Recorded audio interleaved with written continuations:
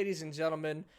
We are live delving in deep episode 1.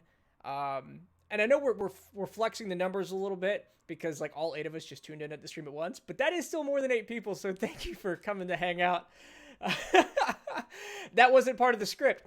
I mean to say hello and welcome to Delving in Deep. I'm Casey Bouch, aka Uncommon, and this is a real play D&D show where the details matter so much that we brought in 2 dungeon masters. I'm joined by my assistant, the assistant 2, or we haven't figured out the full title yet, but assistant dungeon master Tom, aka Shazampoof. A stream vote, assistant or assistant 2.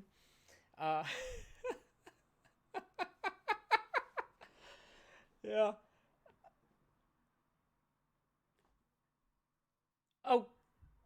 Oh gosh, what happened? Why did that happen? I just did this. I just arranged all of you perfectly. All right. Is there a way to... No one can see you at all. And now I've maxed it out. Watch, now it's even worse. So I'm gonna do this. All right. Jesus Christ. They were in order. All right. Is there a way to... Oh, man. Can I reorder you? All right. Shoot. How... All right. I can redo this quickly, right? I did learn how to do this, so... Tom, why are you even in a video right now? I can't... I didn't arrange your video!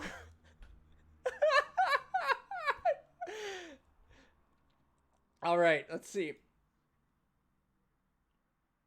You're not. You don't exist.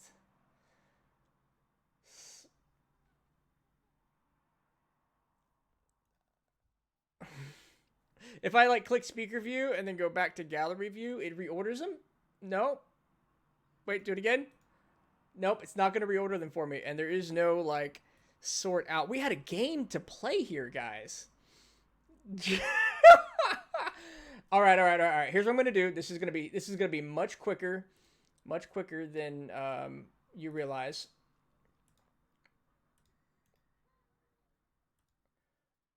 So, for those who oh, that's a... Well, I hate doing this like live. All right, so let's copy it. Let's paste a duplicate. And normally, we had all this. There is a copy of Tom. He's right in the middle. Now I have to transform him. Right? Well, I have to reset it. So where's the missing spot? It's right in the middle. So it's going to be something like 300, 300, 300, 300. Like, okay. Getting very close to bringing in our good pal. Right, there are 2 of you. Oh, how many seconds behind are we? All right, like 6 full seconds. This is good. 1 round. We're in initiative, guys. All right.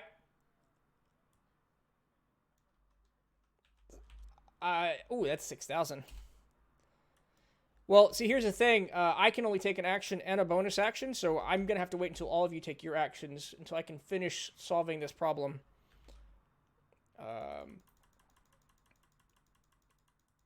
Oh, yeah, sure. I'll take my legendary action, and I will cast Time Stop. You are not helping. Oh, man. All right. Oh, it's IA, isn't it? That's easy stuff. That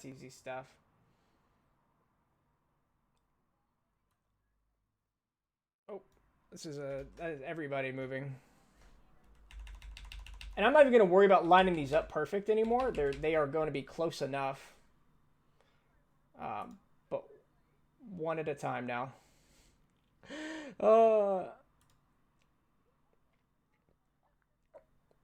Exactly.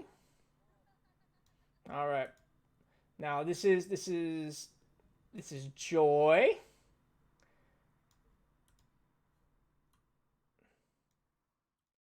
Oh, I mean, you're not entirely wrong there. That's...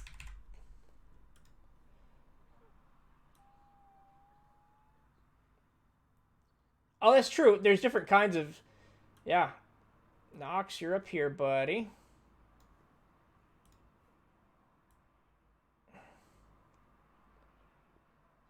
And of course, you...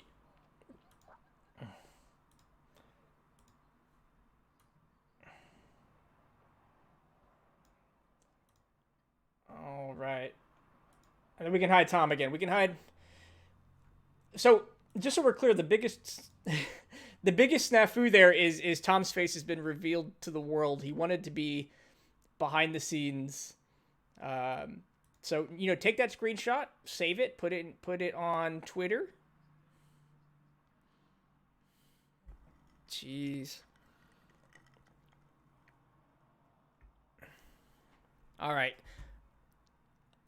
I had an introduction. It's all typed out. So let's try this. Again, and actually we take... Hey, ladies and gentlemen. Wait, we got to hit the little SpongeBob music button. Here we go.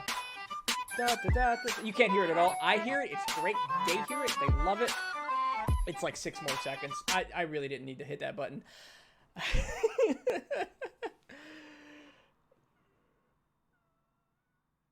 Ooh.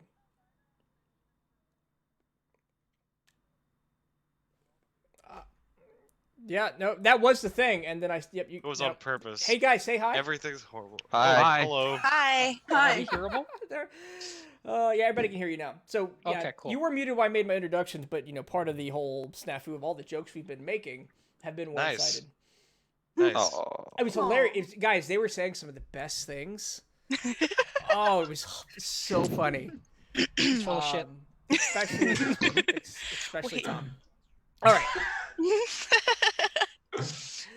They are beautiful voices, and that was going to lead into my next part of the introduction. I'm joined by 6 of the internet's sexiest players.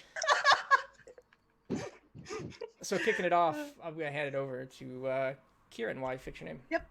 Okay. Hi, I'm Amanda, and I'm playing a drow fighter by the name of Kieran Zoland. And her whole thing is she wants to get vengeance on the people who killed her crew.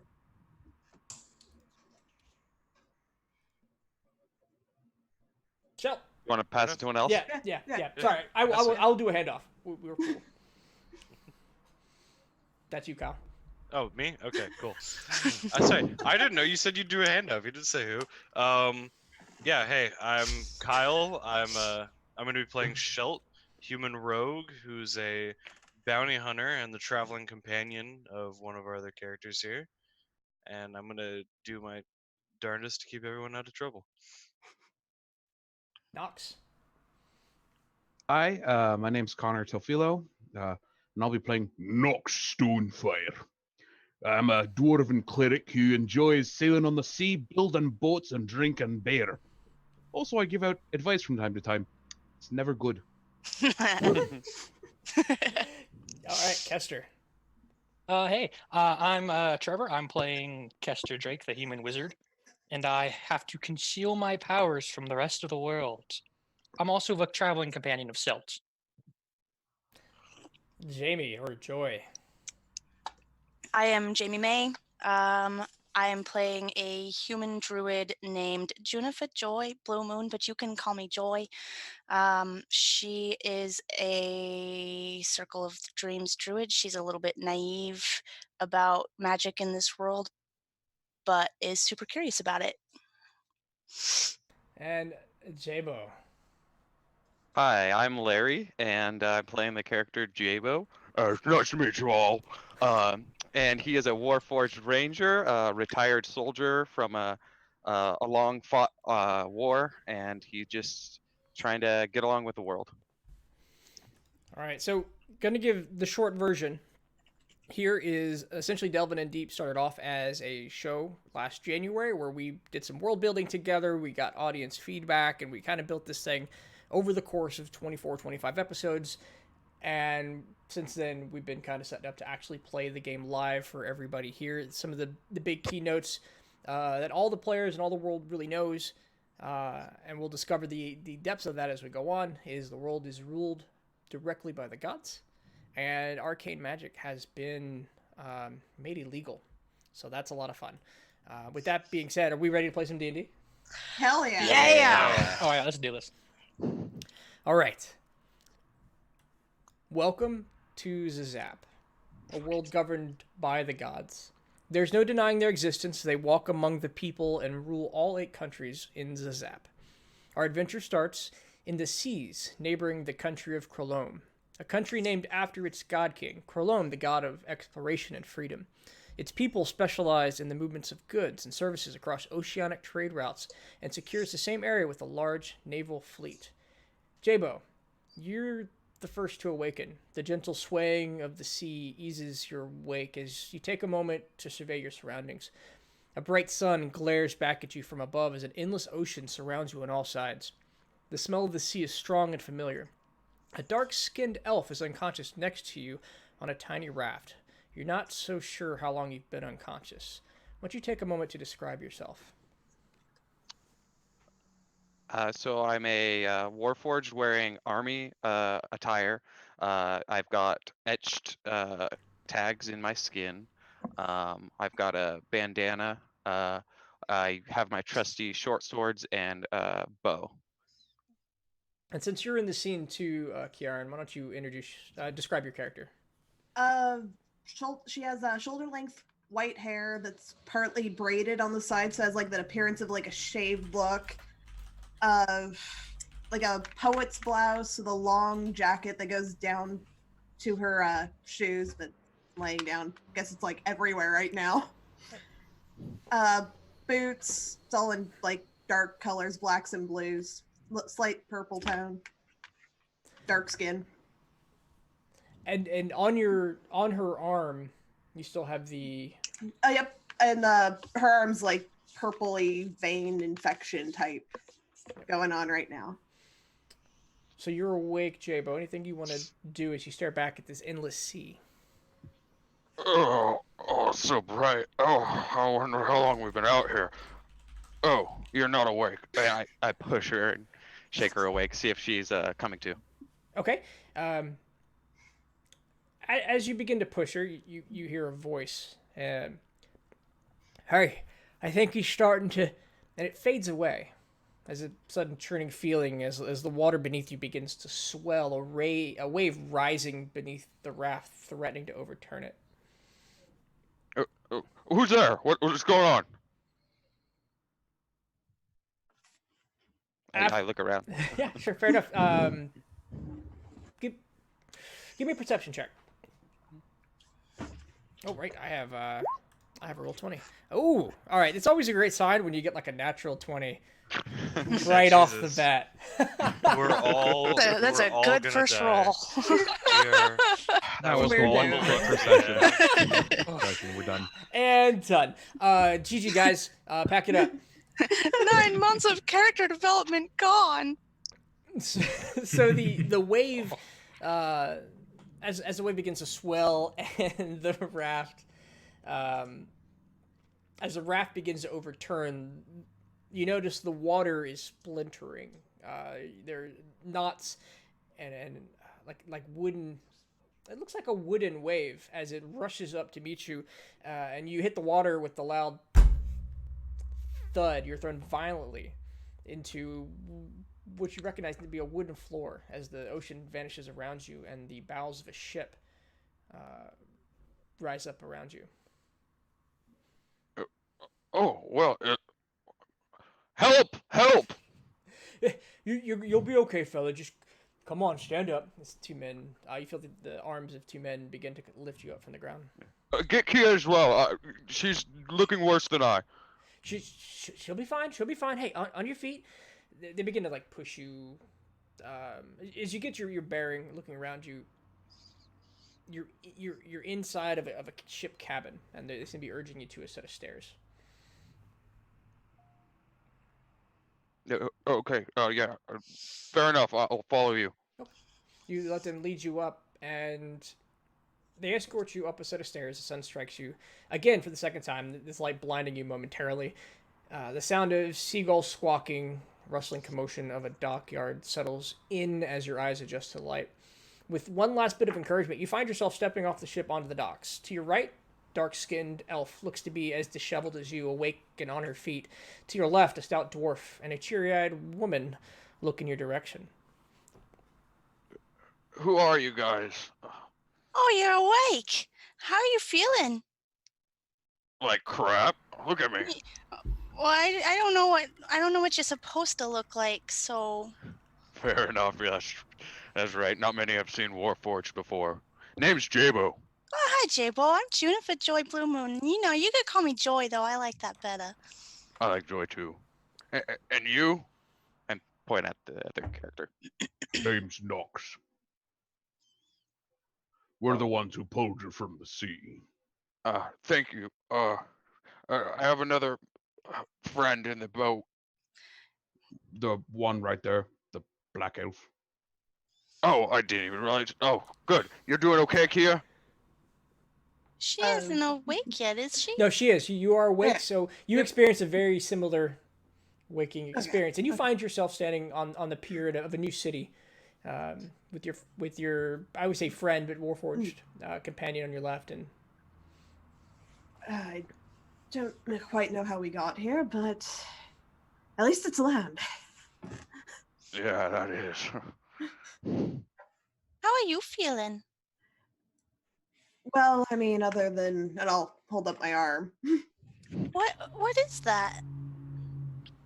I'll just shrug. Right, yeah. She showed up on my island, and we spent a hard, tough travel trying to get her help. I patched her up as best I could, but it seems some type of poison or something's taking over her body. I don't know. Oh, well, here, let me detect that. all right, go and give alright. me a medicine check. As you take a look at her arm, you can see that the dark skin is, if you can imagine, kind of like in a movie when somebody's poisoned by some wicked venom. It's like the veins turn green and begin to work their way down the arm. It's like that, but it's purple. And with that medicine check, you're unfamiliar, but whatever it is seems to be slowly working its way up the arm. That doesn't look good. I haven't seen anything like it before. Where were you when you got this? Well, I crashed onto an island. My crew's dead. So, somewhere between being left for dead and the island. What island? I'll look at Jabo.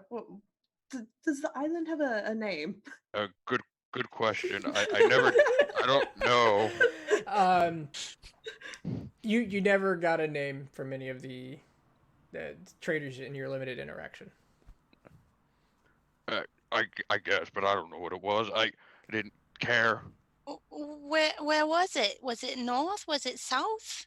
Was it jungles? Was it desert? Like what grows there? It definitely was jungle. Yeah, no, Yep. definitely. No. But as for direction, I have no idea because I don't know where I'm at. Yeah, we kind of drifted for a while, didn't we? Do I still have the throat leeches, by the way? Yeah. No, you do not have the Okay. throat leeches. Looks like the whatever rest or recuperation you endured, you're fine. Okay. Either way, though, do you have any idea of where we're at? Currently, you're in the proud country of Chrolome. We're in the small town of Jellycoy. Never remember how to say that.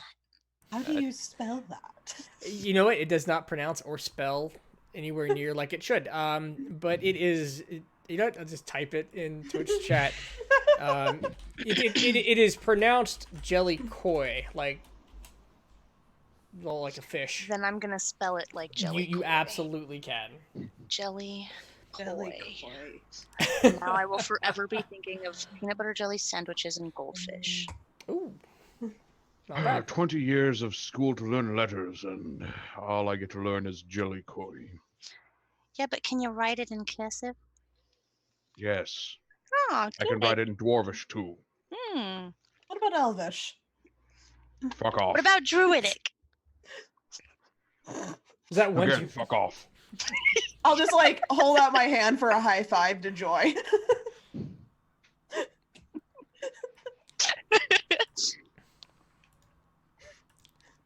We gotta be careful not to piss him off too bad. I can't get a job on a ship without him. I'm too squishy. So ahead of you, the city beckons. Dozens of seagulls swarming the dock, picking at the remains of what seems to be food left behind. There are banners laying discarded across your path, labeled "Lobster Festival," giving insights to the feed that the scavenger birds that are causing the scavenger birds to be in a frenzy. I bet it was delicious. I don't know. Those rats with wings usually eat anything they feel like. I meant lobster fest. Oh, that. Joy, you have a passive perception of 16? 16. So, above you and a fair distance above the city, you notice a larger flying creatures amongst the flock of seagulls. Now, this one seems to lack grace. Its flight feels erratic, but it jerks suddenly, violently diving onto a nearby seagull and continues downward, disappearing behind the rooftops inside the city. Would I know what it was? Yeah, give me a perception check as you try to close in on it.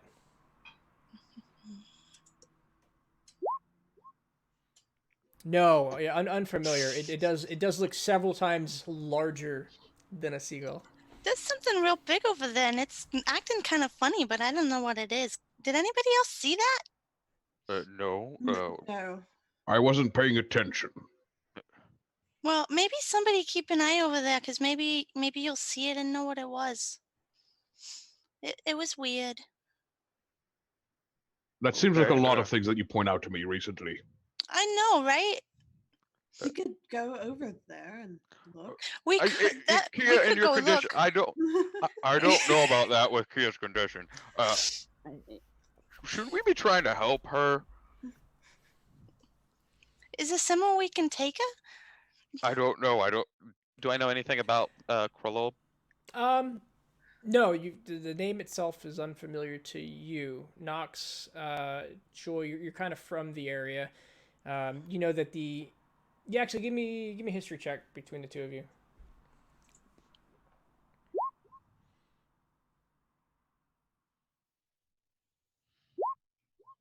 Okay. You think Joy's probably the best doctor in this region? Oh no. You feel like there's a lot of places that'll make her comfortable in her last hours. Oh, jeez. If these happen to be the last hours. Could I? There's a very good hospice at the could church. Can I actually detect poison and disease here? Do you have a detect Yes, poison I disease do. spell? Yeah, go ahead. Go ahead and, Where is that? I gotta find it on my. yeah, it's fair. So you cast, is it detect poison and disease, right? Yeah. Okay.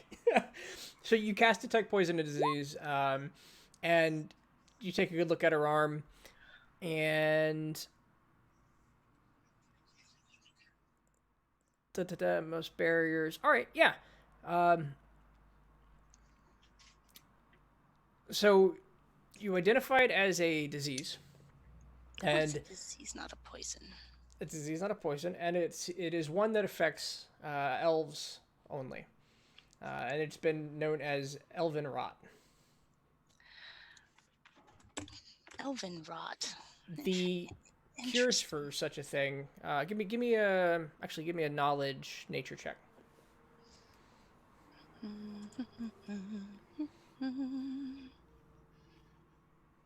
Don't continue to hum more of that song. We'll get copyright struck. The cure for this is found in colder regions, but it is not immediately life-threatening. It will travel up the arm a couple inches a month, but if it reaches the heart, it becomes fatal. Is there a way to slow it? Can we put a tourniquet on her? Cold temperatures, Okay. No, darn. of which you're in a temperate.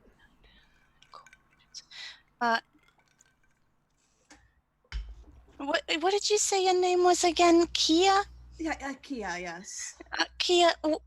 This looks like elven rot. I don't know how you would have picked it up, but it's not super dangerous right now unless it gets to your heart. But we should probably keep it cold to slow it from spreading anywhere. That sounds like a good idea, if it works. If I had, I don't have any way to keep it cold myself, but I'm sure we can find something around here. All right.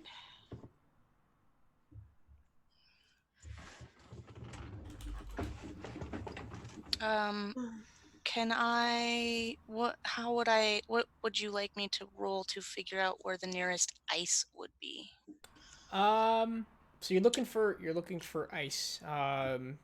Or something. Sure.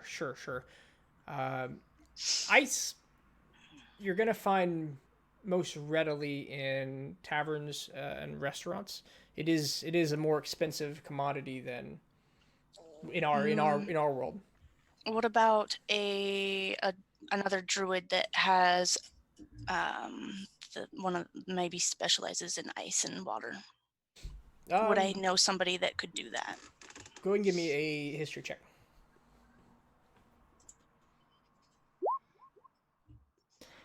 You're not familiar with many druids in the area without departing deeper into kind of the wooded area of Chrolome. There are some woodlands to the north where there may be a druid, but you're just not.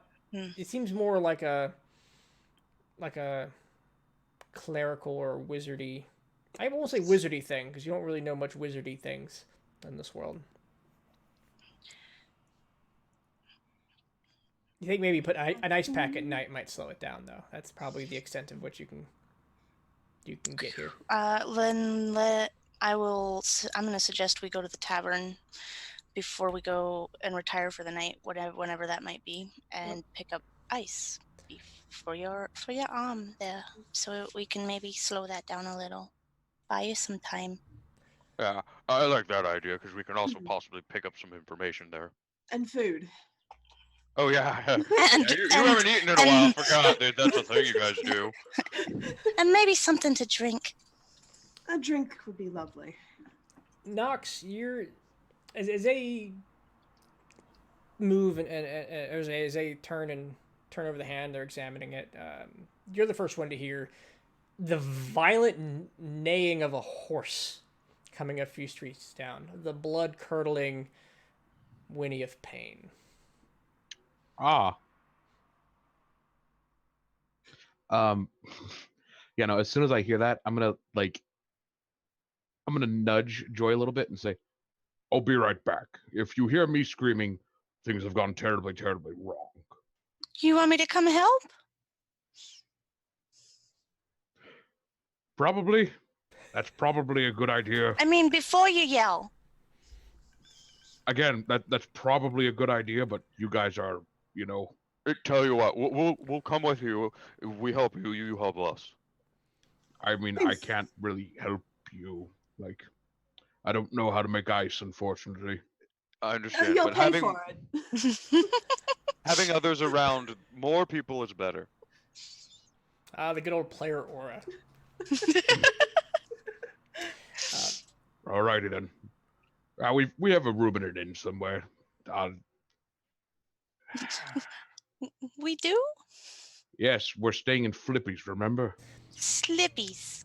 As you talk, the next thing you hear, and all of you, a scream of a small child piercing the same air.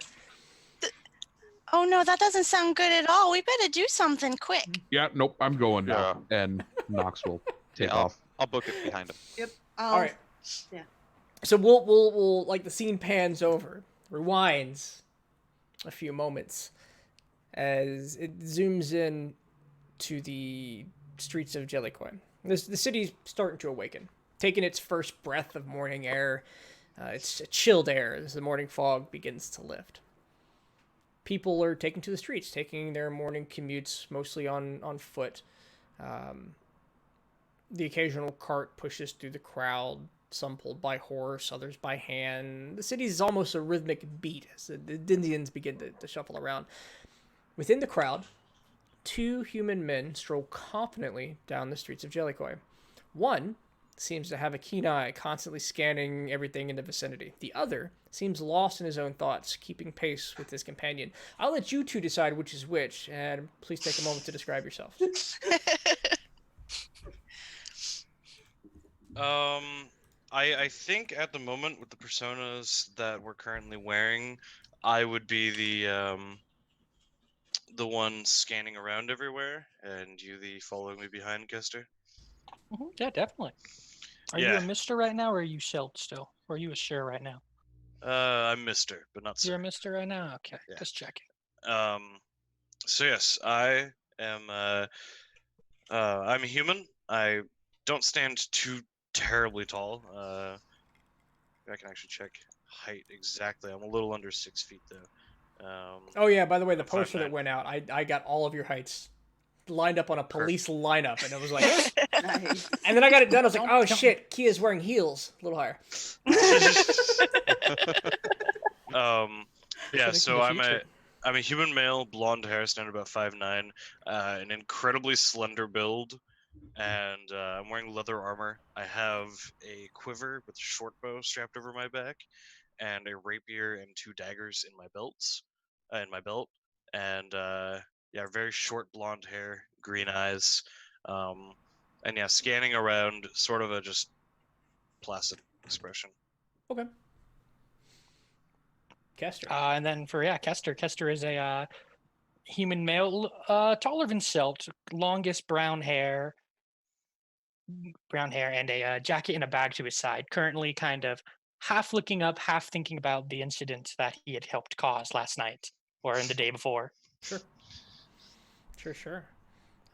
So, as you're strolling down the streets of Jellicoe, you have less time to consider the day's events and have a casual conversation as the streets ahead of you are plunged into chaos. A large griffin lands forcefully on the cobblestone streets, its talons ripping into a horse and pinning it violently to the ground.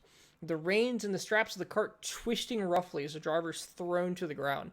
It squawks loudly, its voice drowning out the screams of fleeing people moving in all directions. What do you do? Oh, this is not my. That's not my job. That is definitely not my job. I'll look back at Kester, and I'll look at the thing, and I'll look at him and go, someone's gonna pay us. And I'll just turn and, like, just go headlong into, like, try to get a read of the situation. Yeah, yeah. So as you get closer, the horse is kicking furiously. The cart is on the verge of tipping as it's swaying back and forth under the horse as it struggles. The griffin, what's let me get a perception check. Perception. All right.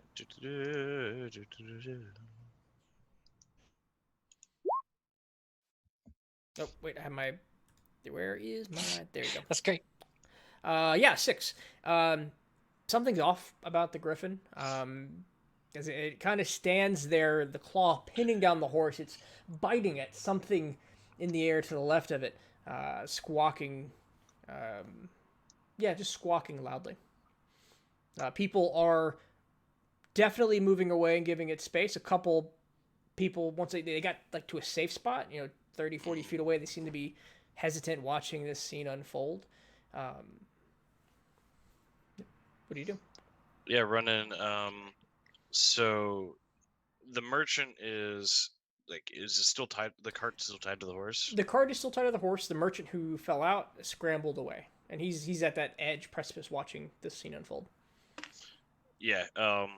First thing, untie that horse from the cart, because if it takes off with that horse, that cart can cause damage. Okay. How would you like to do that? So it is strapped down, pulled tight against leather straps, and it's currently being tugged away. Pull out a dagger and try to cut through. Okay, yeah, make an attack. All right. You can do it at an advantage. This isn't a particularly hard leather to hit. Oh yeah, no, easily. You pull out the dagger. You slice the 2 reins as the cart settles back on to the wood, and the horse, his hind legs, and slam into the ground, or its rear, I guess its ass, slams into the ground, getting some purchase, and he gets a little more control, but the Griffin has this thing pinned down, and now that you're a little closer, you can see it looks like half of the Griffin's face has been eaten away, rotted away, as Oh. insects and beetles pour in and out of the one eye socket. Lovely. Beautiful vision. That's. Oh. Oh. I need art. Get out of my nightmares, Casey. Yeah, I think seeing that, Shelt definitely takes like a hesitant step back because that was definitely not what he was expecting. Okay. Yeah. You doing anything, Kester? I mean, like, what is there to do? I don't want to jump in next to a giant griffin. Griffin's thing, horse is off. No one's nearby. There are a whole bunch of people watching, but they're about. Well, I mean, like, 30 there's feet no out. one. No one's like on the ground trying to scramble away. There's no one to immediately get people away from. It's just the griffin. Give me a perception check. Yep, that's fair. Oh, I'll regret this later. Mhm.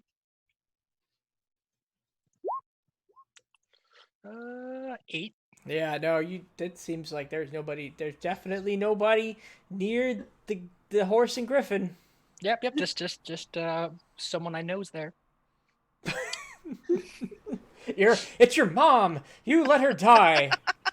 Oh, no, I'm not worried about. I was meaning Selt at the time, but sure.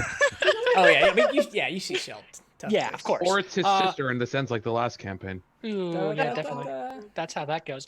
No, I'll get in position to help in case things turn violent. So we'll stand a little closer, but not quite getting involved yet. I'm kind of hoping this Griffin's gonna leave before causing too much trouble. But you said he was going after something in the cart?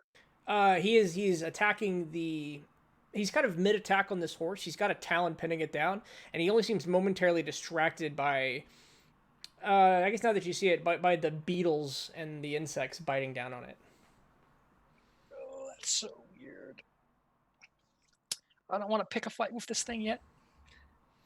And as you two back up and give it a little bit of space, it seems to snap to the claws tightening around the horse, ripping pieces of horse flesh from the neck as the horse struggles more violently to get away. And at the sight of the onlookers begin to gasp and moan. A couple turn away. A little girl screams out in agony and says, "Save the horse, somebody, please!" Casey, Yeah. we're off balance on the stream. I'm now taking up both me and Larry. Oh, that's cool. Larry's Oh, not, that's so- because Larry dropped out. Larry Yes. dropped out. Let's see what happens when Larry gets back, and we'll do another Yeah. shuffle. And a few moments later, through the edge of the crowd, you see a dwarf, a dark elf, a human, and a wait. Let me. I have like literally the pictures right in front of me. I could just go Warforged, human, dwarf, and elf. Like the motliest crew of people show up, piercing through the crowd. And you all, the four of you, see this scene of a bunch of people gathered around watching a griffin kind of rip into the neck of this horse. And Joy knocks immediately. And the rest of you, over the next few moments, realize this griffin is both alive and currently being eaten away at by a series of just bugs, like in its face, in its calves. There's a large chunk of flesh missing and bugs crawling in and out of that, and then under a wing. Ew. Poor thing. That's Oh. gross. Time to put it out of its misery. I agree with that.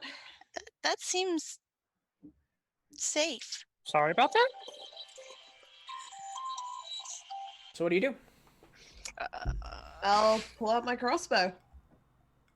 I'm Hammer gonna and shield. position myself behind someone not so squishy. Okay. Who would that somebody be? Nox. Yeah, even though Nox is half your height. Yeah, it's all right. I can duck. Yeah, Nox is gonna start moving towards the Griffin. Okay. So what we'll go ahead and do is Roll initiative. we will go ahead and roll initiative, and I'm Boy. gonna pull up that little initiative tracker we got. It's all nice and sexy. Just realized we don't have tokens, so we won't Yeah, show let's up say. in order. I was kind of waiting for that. Yeah, 1 second. Here you go. I'll pull you back. We were using this campground token thing to kind of this background noise. Or there you go. Try it again. There we go. We're getting some initiatives on here. Oh, I Oh didn't wait, click my that's icon. the wrong thing. Shoot. Do. Most awkward sexy ever.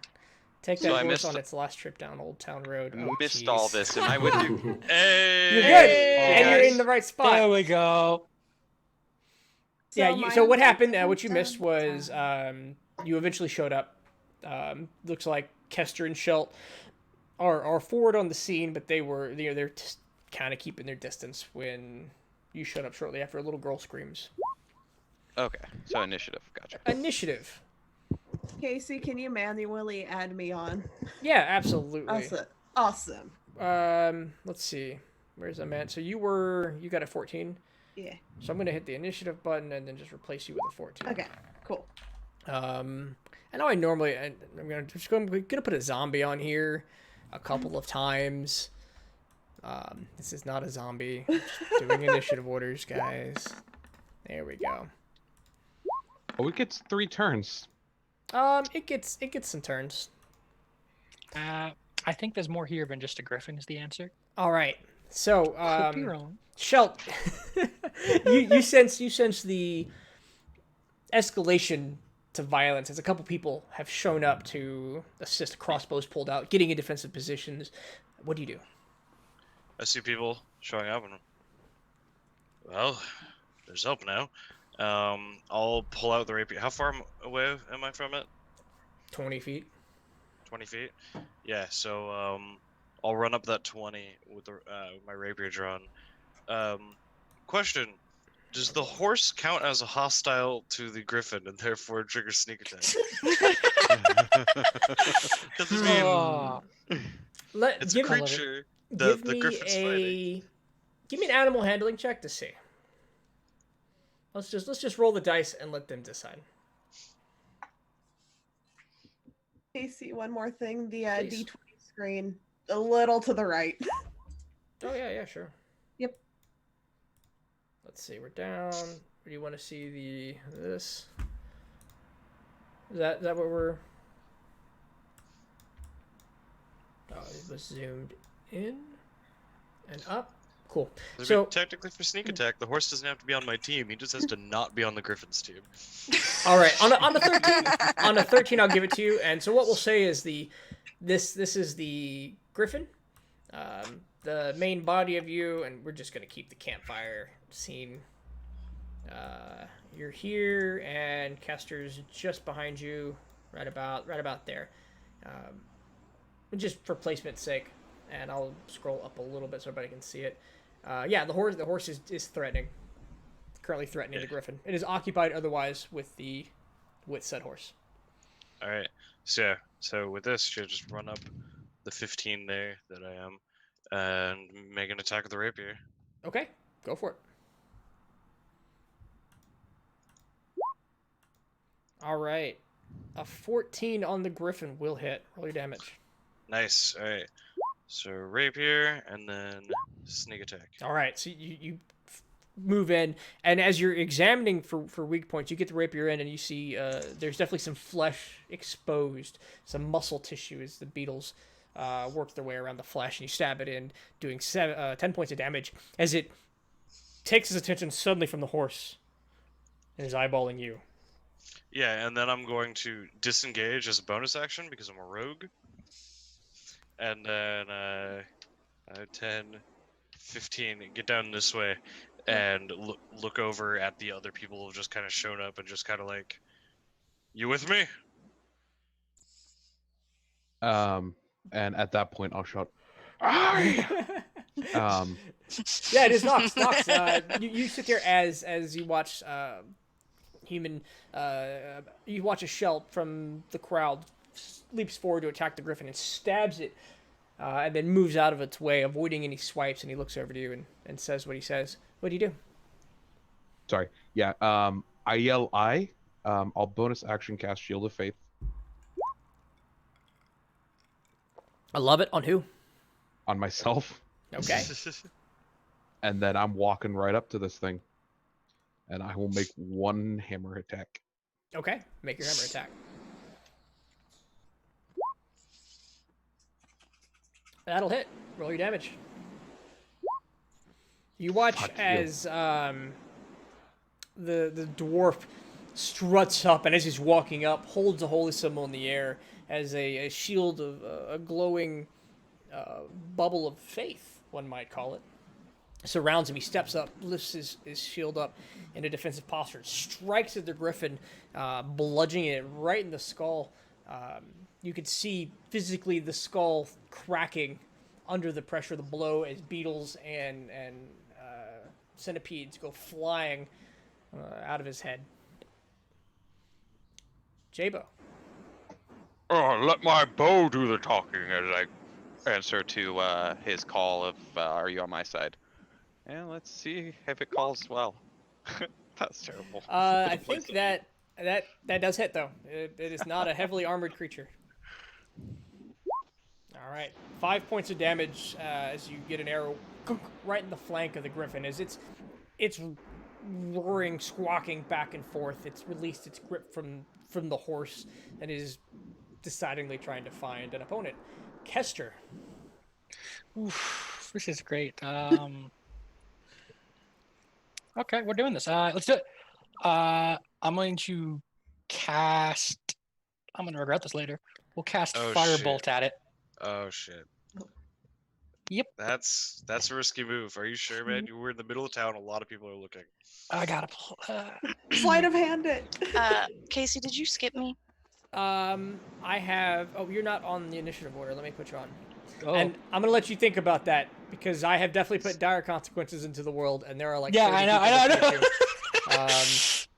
Yeah, please go before me so I can think this through. Right. So what did you get on your roll?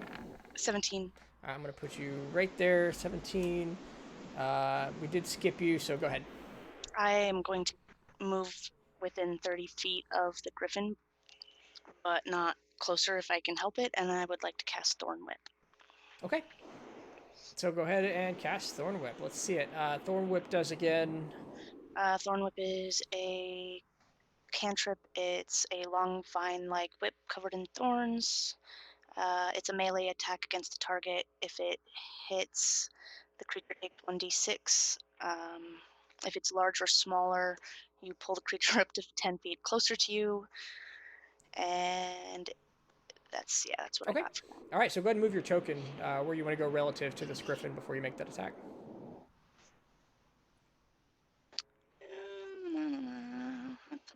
About as close as I want to get, but I will probably need to move there. Okay. And do I roll that like a spell on Yep. Roll it like a spell. my So looking at your, I have your character sheet pulled up. Your spell for Thorn Whip is going to be a +6. Unfortunately, you go to pull the Thorn Whip out, and in the heat of the moment, you fumble with it as the whip itself falls limp in your hand. You're not quite able to get it moving in the right direction. I'll just kind of like look over to her and down at the whip and back up to her, and just shake my head. It's not usually like this. So, Nice. Are you having performance problems again? You said you wouldn't say anything, Nox. so as we move to Kester, fill the audience in. If you weren't here earlier or didn't hear the gravity of it, arcane magic has been outlawed in this world. It's kind of the twist, one of the twists we were working with. So, it's punishable by death. Oh yeah. This was And people are not keen to hide that fact from people. Like there's an 80 to 95% chance that each individual has to go tell somebody that you did this.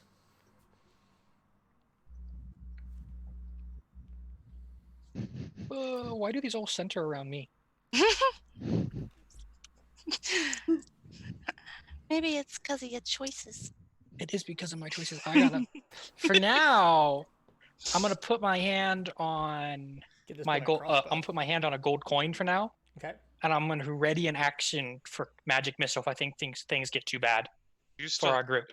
would you still have that dagger I gave you last time? You never gave that back, I don't think. Yeah, I still have your dagger. Yes, you have a weapon at least.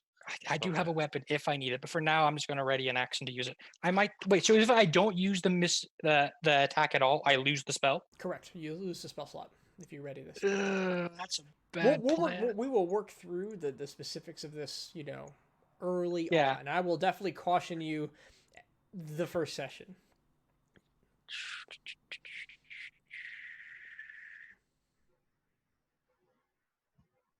Yeah, sure, it's just a fine plan. Yeah, we'll throw the dagger at it for now. Okay. All right.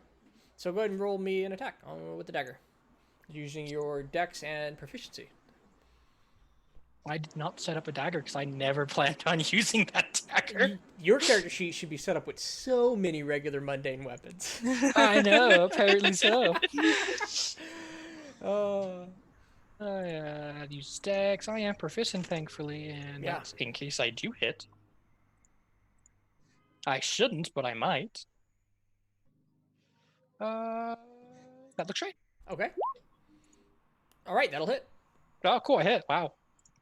For 7 points. Yeah, 7 points of damage. You throw this dagger in Max the air. damage, nice. It spins around a bit before sticking into the side of the Griffin, and he's back and forth looking at targets, and it looks like he's trying to choose who the bigger threat is when a swarm of beetles leaps out to attack Nox, reaching out almost as if protective of their food. And your armor class is currently what? 21. 22 will hit. Ooh. As the At least it beetles, wasn't a crit. at least I mean almost has to be to hit you. As the beetles are going to do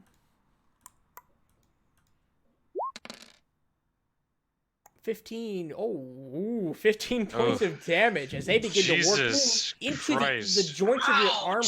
They swarm around. You can feel them biting under the armor through the leather padding that you have beneath. Let me crippling roll a pain. con save. Yeah, sure. What are you hoping to do? To keep concentration. Oh, that's And right. Shield of Faith drops. Shield of Faith drops. Yeah, your armor class returns to 19. As you all watch as the Griffin is still trying to choose a target, like part of its skull, the beetles leap out and swarm Nox before retreating back to their food. The Griffin now, staring down the dwarf who's put himself square and center, and he's going to take an attack. The Griffin takes a beak and a claw attack. Each of these at a +6. Oof. Well, looks like the dwarf will be going away, everybody. Nope. That'll Not miss. Miss. All right, yeah, Miss. That'll miss. you bring the shield up. Oh. You bat the beak away, and it comes up with a claw, and you bring the shield right back. And no. And with that, it's gonna take me so long. Kiaren? Yeah. Okay. Okay. Yeah, I'm just gonna aim my crossbow and hope to hit. Oh yeah, is our extension working pretty good? All right, Just 16 not will changed hit. it. Okie doke. Oh yeah, this cool new D&D Beyond extension. 6 points of damage as you let loose from the hand crossbow, and it sticks in the flank of the Griffin. I forgot I need to be updating Beyond 2 at the same time. Yeah, to make the Perfect. extension work properly. This Sorry, time, got the message out. the beetles, not beetles this time, but centipedes, begin to crawl out from inside the flank of the Griffin, and they crawl towards the druid. They work their way towards Joy, and they're gonna roll an attack, a bite attack, as they begin to try to swarm up your leg, but they're not able to get purchase as you kick them away. Ew! This is gross. Shelt, you watch as the griffin, in combination with the insects that have infested it, are beginning to lash out at their attackers. The horse starting to stand up, getting its feet under it, but its head kind of lolling limply to the side. Looks like muscle tissue, unable to hold the weight of its own head up. It is still trying frantically to get away. What do you do? God, these things are all hosted on that griffin, so hopefully if the griffin goes down, something can be done. So yeah, I'm just gonna step in, take another swing at the griffin. All right, make your attack. No, that'll hit. Yeah, no, right into him. You watch as his leg goes limp under the force of the blow. He kind of loses balance. Lets out another squawk as he's trying to keep himself together, and then he bites at the air around him as if he's trying to gnaw at the force of bugs eating away at him. I take that hit and then another bonus action, and I'll step back even a little bit further this time. You don't want to just give him a hug? Nah, Maybe a rub down. Good boy. Nope. Nope.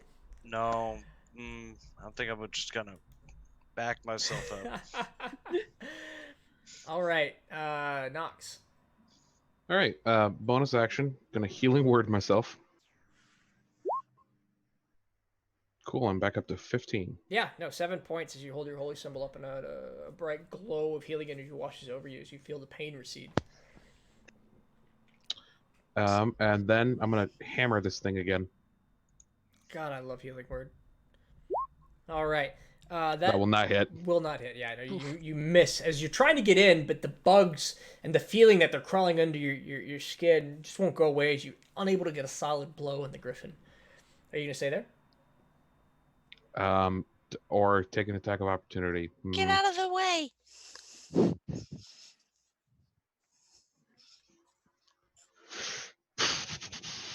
I'm not telling you that being there is wrong. I'm just asking. I can't end your turn for you. If I move, I'll take a hit of opportunity, which I don't want.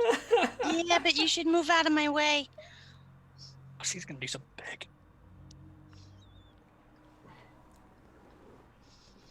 I only got one chance, and it might not hit, but you really should get out of my way. Getting out of your way would make me get hit. So you're gonna get hit if you don't get out of my way. So either way, I get hit. Yeah, pretty much. So I think I'll stay here. Oh. Take now your you're gonna get it chances. twice. Joy. All right. You know what? I'm gonna. How far away am I right now? You're that distance, so 10 feet. 10 feet. I'm gonna move. Okay. And cast Thunder Wave. Okay, so Thunder Wave, Thunder's Force sweeps out from you. Each creature within a 15-foot cube must make with a 15-foot cube originating from you. Force is dead. So let me go ahead and draw that out. So the 15-foot cube is only 5 feet around you. So what gets hit is the griffin and the horse. You're right, the horse gets hit. So they will both make actually a couple of Constitution saving throws, because these, I think you actually just beat. Okay, now here's how this goes. Let me make this save. Okay, he'll save. So go ahead and roll your damage for the Thunder Wave.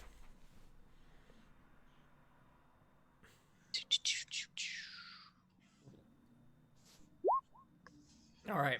So you stand there, you calling upon the natural forces that fuel your power. You thrust your arms out, and this thunderous crack, followed by a force. Thunderous crack followed by the audible noise turned into physical force around you, goes out, and the horse that's trying to stand up gets thrown violently one direction. I'm sorry. I love the word violently tonight. The Griffin the other direction, as the horse he hits the air a bit. You see the hooves kind of moving in thin air before they go limp, and he rolls over a couple times, landing and skidding to a stop in front of Kester. The Griffin starts to tumble a bit, but he pulls his wings back, catching himself, stopping just shy of tumbling in the same position. The feather's still ruffling behind him. He takes 3 points of damage. However, He moves the away. centipedes and the beetles have stopped moving and begin to fall out of his new, I guess, flesh orifices is what we'll call them. His holes. His holes, and you see him begin to shake, and they begin to pour out of every out of the holes. We'll keep saying the holes, and they're not clinging on anymore. They do seem to have killed all of the insects inside, and he seems to be a little different. J-Bo. Oh, come at me, beastie. And I move over here a bit closer and still shoot with my bow. Okay, make an attack. Unfortunately, that'll miss as you pull the arrow out and you shoot it. It goes past the Griffin, skids onto some cobblestones, and kind of the crowd that surrounds you on the other side kind of separates from the bolt real quick before forming back up. Kester. Ooh, yay, more fun. I'm gonna look. Is there anything like throwable on the ground? Let's see. There are definitely some items strewn about that people dropped when the Griffin crashed into the ground. So we're talking like a bucket that's been poured out with, let's say, slop. There's some tools on the ground, a toolbox that was holding him. They were strewn about. Yeah, that's about within arm's reach of you. Is it a toolbox? Yep. Is it locked? No. Some of the tools have already fallen out. Cool. Is it like a screwdriver or like the medieval equivalents? There's a hammer. There's a hammer. I'm gonna throw the hammer at it. All right, go ahead and give me an attack without proficiency on this one. Is that dex or strength? I'm not sure about a hammer. I'll give you either one. Well, give me either one. Nice. I'll take it. You pick up the hammer, and you wind back to throw it. Yeah, no, it just goes sailing. The crowd on the other side disperses around the hammer and comes back. You're just not quite sure on the angle. You thought it would dip more. It's heavier than I thought. On the Griffin's turn, it continues to shake, kind of like a dog shaking off water, and beetles and centipedes go flying in all directions. It flaps its wings one good time and takes off straight to the sky. Nox and Joy, you can make attacks of opportunity if you'd like. I will do that. I will as well. Okay. Let's go with that. That'll hit. And that'll hit. Roll damage on that Nox. Okay. 4 and 6 points of damage as he begins to take flight. Nox, you get the what do you have a mace, right? I have a warhammer. You have a warhammer. The warhammer connects right onto the wing, and you feel it give way as cracking of bones pull it back down to the ground. Joy, you using thorn whip as you bring it across, wrapping around the neck of the Griffin and yanking him to the ground. He slams face first into the cobblestone and goes limp. I'm going to drop out of initiative. Yay! Guys, look, we killed it. There you go, collect my Thankfully, bolt. that's over. It's a moment of silence before the crowd around you begins to clap and roar with applause. Yeah! Guys, look, we're famous. I'll give a dramatic bow. Go ahead and give me a would- performance roll, please. Okie dokie. Can I go inspect the Griffin and see if I can tell what was wrong with it, like why it was infested with weird creatures? Yeah, give me we'll give it an investigation and a nature check for 2 different angles here. Kieran, Mm. Yeah. Kia. Kia Sorrento. Izzy, which 2 checks did you just tell me to give you? Nature and investigation. As you take a bow, the audience is the audience, right? The people, Yeah. they're into it for a moment, and then a few people come up and they pat you on the shoulder, and one gentleman leans in and he says, "That was mighty fine shooting. Thank you. Do you have a name?" Kia. Hello there. Oh no. Oh no. Does So tell me, by all your applause, I'll see you all in do I church this perceive week, right? this creepiness? Knox, give me a perception, persuasion. I would roll. also like to do that as I'm trying to take On a care scale her. of 1 to 10, how attractive is the guy? Oh, dear God. All right. All right. So Kia, roll me a D10 plus 2. Nox Okey-doke. gives me this is good. Nox gives me a persuasion check, and as you mentioned, church people begin to shuffle away. Jabo, what are you looking for? Oh, I was also because I'm taking care of Kira. I'm watching over her too till she's better. So Okay. I'm just being a big brother, basically. Yeah, I guess he's pretty handsome. He's Okay. on a scale of 1 to 10, he's exactly a 9 according to this roll. He looks like we'll go with just blacksmith's apprentice. Okay. He's not wearing fancy clothes. Look, he's on his way to work. He's already got last night's soot. It's kind of still on his face, but he's got a squared jaw. He's got the frame that swings a hammer day in and day out. But you think, and let me get an insight check. Okie doke. And I want to say I'm standing behind her, just scowling at him. Give me an intimidation check, please. You're pretty sure he knows. He Well, what did they knows put in that he's new a 9. statue there? He knows. He knows. He he's knows a he's 9. a 9. Okay. You've been so Jabo, your interaction with people hasn't been frequent enough lately for you to get this scowl quite right. You think this works for scaring away like predators, but not yet people. Jabo just gets behind her and then just makes himself bigger. Yeah. Like some of his plates just like Doing flex this out a little right. bit, yeah. I'll say, well, perhaps I can tell you more about it tonight over drinks. Oh yeah. Where are you staying at? Slippies. Slippy's. I'll be at Slippy's. All right. I gotta hurry. Wait, where's my hammer? And he starts looking around. Oh, I think it went that way. Like 2 steps the other direction from that crate. Fucking hell. How does that about? He'll So hold while out this his... top- Go ahead. Oh, sorry. While this tomfooler's going around, I'll make my way back over to Kester and just pull your dagger out of the thing, please. Oh yeah, I probably need that. Don't waste money. And I'll scan the crowd trying to find that merchant. Remind me, which merchant?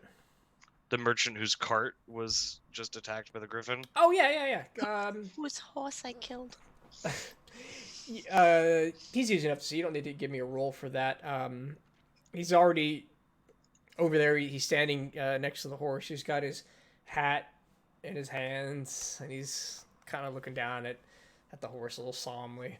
Takes a knee and begins to rub the.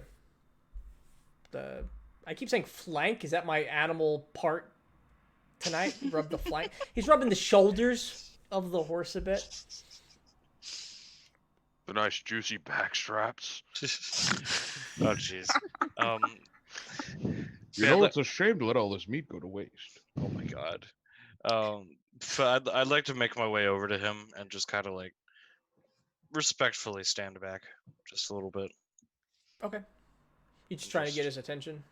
Yeah, just like attention, but also the like, take your time. I'm here. Okay. Joy, going back to you real quick because you gave me a nature and an investigation check. So you're familiar with nature. You're a druid. Beetles and centipedes are things of nature.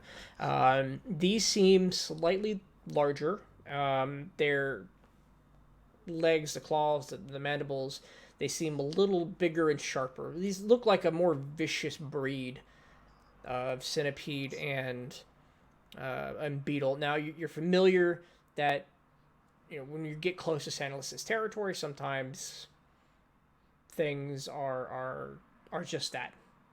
But you haven't seen this kind of insect swarm before. With that nature check, yeah, that does get out of the nature check. From the investigation, it's hard to tell how long this griffin's been infested, but it was alive and suffering. Okay. So, being eaten alive. Guys, these bugs are there people, is my party around me? Yeah, everybody's still kind of mulling around. Kia's just saying Uh, goodbye to the handsome blacksmith. And as he finds his hammer, his toolbox, he runs off and he says, "Oh, I'm Dory, by the way." It's nice to meet you. I'm Kia. That voice is slowly shifting in directions. I'm going to have to Oh, sorry. nail that. No, my voice, not yours. You're fine. Okay. I'm apologizing for you then. Thank you. You're welcome. Guys, I think this griffin was being eaten alive by these bugs. I haven't ever seen anything like it. At that point, I'm walking up to get the dagger. Zap paw. The thing's being eaten alive as I pull it out. Yeah, like it wasn't dead, but it was being eaten by all these bugs, and they're really big. Does look I like the never bugs are witnessed dead. any of this on my island, right? You saw over the course of the last couple months, you saw slight variations in creatures you were used to seeing. Panthers with, an extra set of fangs. Kind of a back row like sharks. No, not particularly this brand of bug infestation. Yeah, that's pretty gross. I'm glad we put her out of its misery.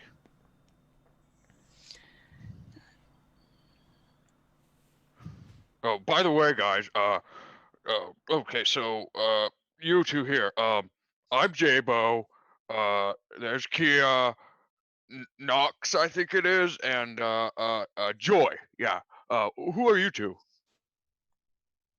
I'm Kester. Oh, hi, Kester. Good to meet you, Jabo, Nox, Joy, you said, and Keelan? Kylan. Kia. Kia. Yes. Works for me. Just yep. And you? I can hear you talking from your room. You're just not mic'd. I usually have my finger on it. Sorry. But yeah, I'm a Mr. Kelvin. Pleasure to meet you guys. You guys, heard the noise too and came to help, I'm assuming, is what happened here? Saw it before we heard it. Oh. More like it came to us. God. We were just on the other side of the thing. Sort of hard to miss. Yeah, I guess, yeah. Hey, maybe that was what you saw, Joy. I bet it was. It was big and flying and kind of weird and erratic. Being eaten alive explains all of those things, almost. I have you heard of undead? Yeah, I think so, but this thing wasn't dead. It was fairly alive still. No, I understand. I'm just saying that there are other explanations besides it's not living. Like,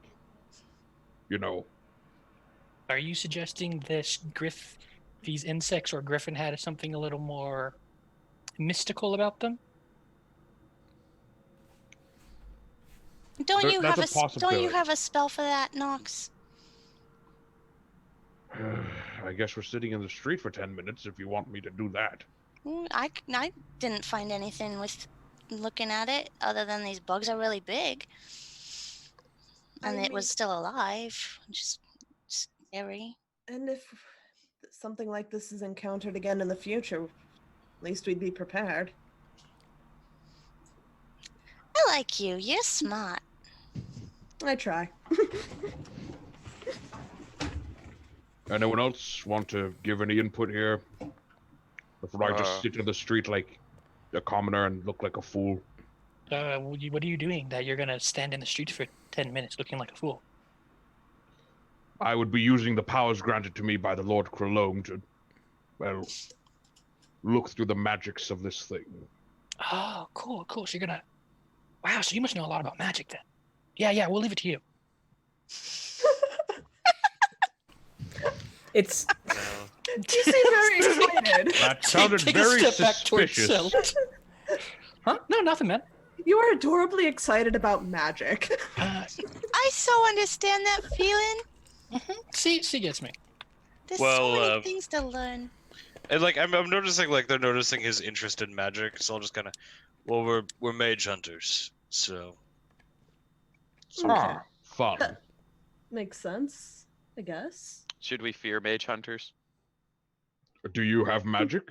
No, I'm sorry. I'm asking the DM as in like, are they just like mage hunters just do that job, or are they also typically bad guys? you have never heard of mage hunters from your background. That was not a thing in your world. For everybody else, mage hunters are they're known as the tailors because they fix problems with the weave. And wizards are that problem. Oh, mage hunters. Never heard that before. So I assume you hunt mages, just kill them, or do they get a trial? What's going on here? I guess. It depends on the mage and how willing they are to face trial. Oh, okay. I feel like that's not very often. It You'd isn't, be surprised. but they pay the same dead usually. So It's at that moment the old man, the older gentleman with the horse, he stands up and he turns around and he says, "But thank y'all for putting him out of his misery. I'd hate to have to do it myself." I'm real sorry about that. You see him wipe away a little bit of snot and he says, "Can I get some help moving him off the side of the road?" Yeah, I can oblige with that. I can also help with that. I have a 7 strength. I'm gonna let other people help with I that. think three people is enough. Yeah, I was gonna say I could try. He grabs he begins, like, there's the harness. He grabs one end of it and he waits for you to get around him. So anybody helping, just give me a strength check. Straight strength. Totally won't fail this. That one's all around. Oh, man. Man, and that one. Oh. Off my game today. Alright. He is definitely Yeah. doing the brunt of this lifting. I'm just Oh, Oh, gonna damn. I'm just gonna jump in and help. Like, no. I thought you guys that are so big would be able to do this. Here, get out of the way. Sorry, I'm still bleeding from my stomach. That still Yeah. hurts. Here, have a good berry for crying out loud. That won't help. Are you kidding me? Uh, Good berries help everything. I think I can help. And I'll cast let me make sure what the spell is. I don't have healing word. I have the other one. Cure wounds. Cure wounds? Yes, cure wounds. What do you cure? Oh, yeah, So- okay. Like, the horse is already dead. Am I just a horse now? So 7 plus 3 because of my modifier. You're much more of a pony. So as the I resent that tall person, and I will bring you down to size. Are you Wait, just who's the going tall to, person? Are you gonna kick out his legs? His kneecaps? I'll break him with hammers if he makes another short comment like that one. That's fair. I deserve that.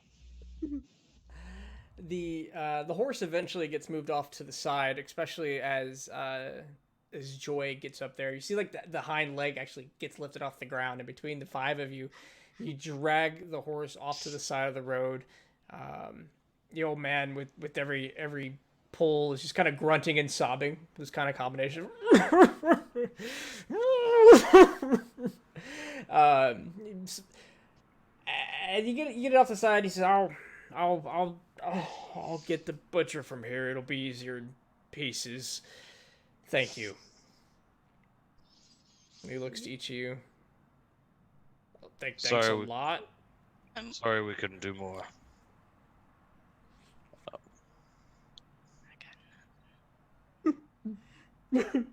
I'll look back over at his cart. What sort of stuff does it look like he's a salesman for? Taking a look at it, it looks like lumber, mostly. Just different cuts of wood. There's some tools in there. Can I mend the cart? The only thing broken at the moment were the leather straps that were cut. So if you want to take the straps off the horse and pull them back, you could mend that. Yeah, I will do that. Okay. So the horse is on most of these straps, so it will be a bit of a, like, you go over to look at the job, like, all right, just got to get the saddle and the straps off the horse, but it's laying on it with the full force of its weight. You think that might be a little difficult? Hey, someone bigger than me, will you come help me? I want to get these straps off this horse so I can fix them, and I don't think I can lift it by myself. Yeah, I'll try helping there again. Yeah, maybe I can make up for my last attempt. Oh God! This poor man he's starting to calm down, and you go to lift up the horse, and then you drop it, and its head just flops into the cobblestone again. Oh. And then Nox comes up behind and starts to push it up. All right. I walk away from the horse and I just gently put my hand on his shoulder. I'm sorry. You eventually And get that's the where straps you off. roll a nat 20 on your strength check.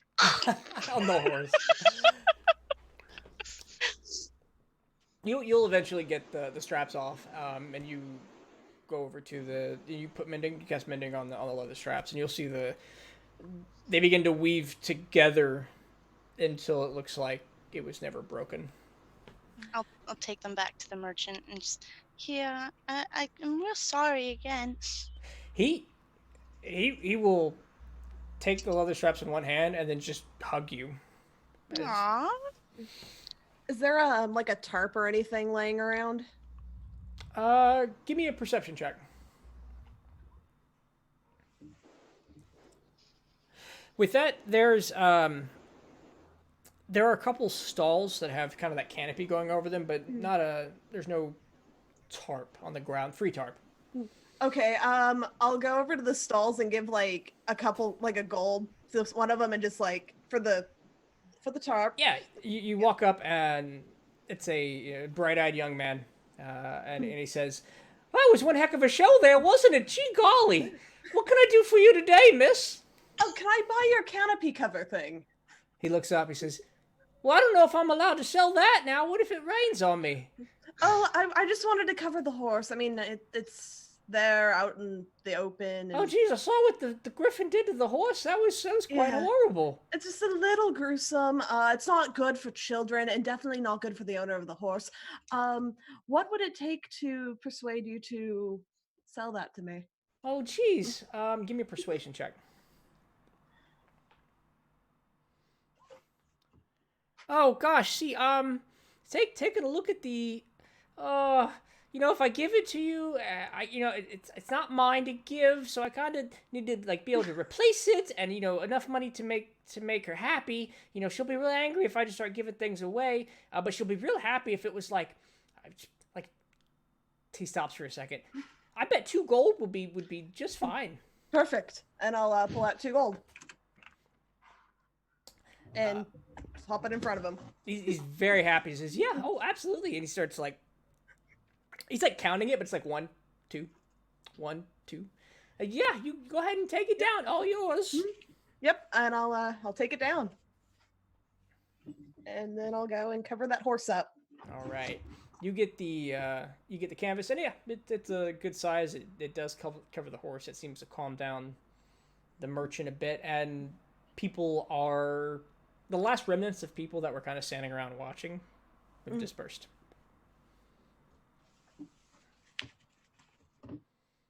I could use a drink. Yeah, a drink sounds lovely. Yeah, but you should also get some food in you. Yeah, Yeah. that sounds good. So, you know of Slippies, which we are now writing into the campaign. And Tom, what were the other two we had? The Three Ladies and Tiffany's. All right. So yeah, Tiffany's is the famous bakery that serves pumpernickel, and the Three Ladies is the bar tavern that Shelton Kester know of. They've been staying at. So, what would you like to do?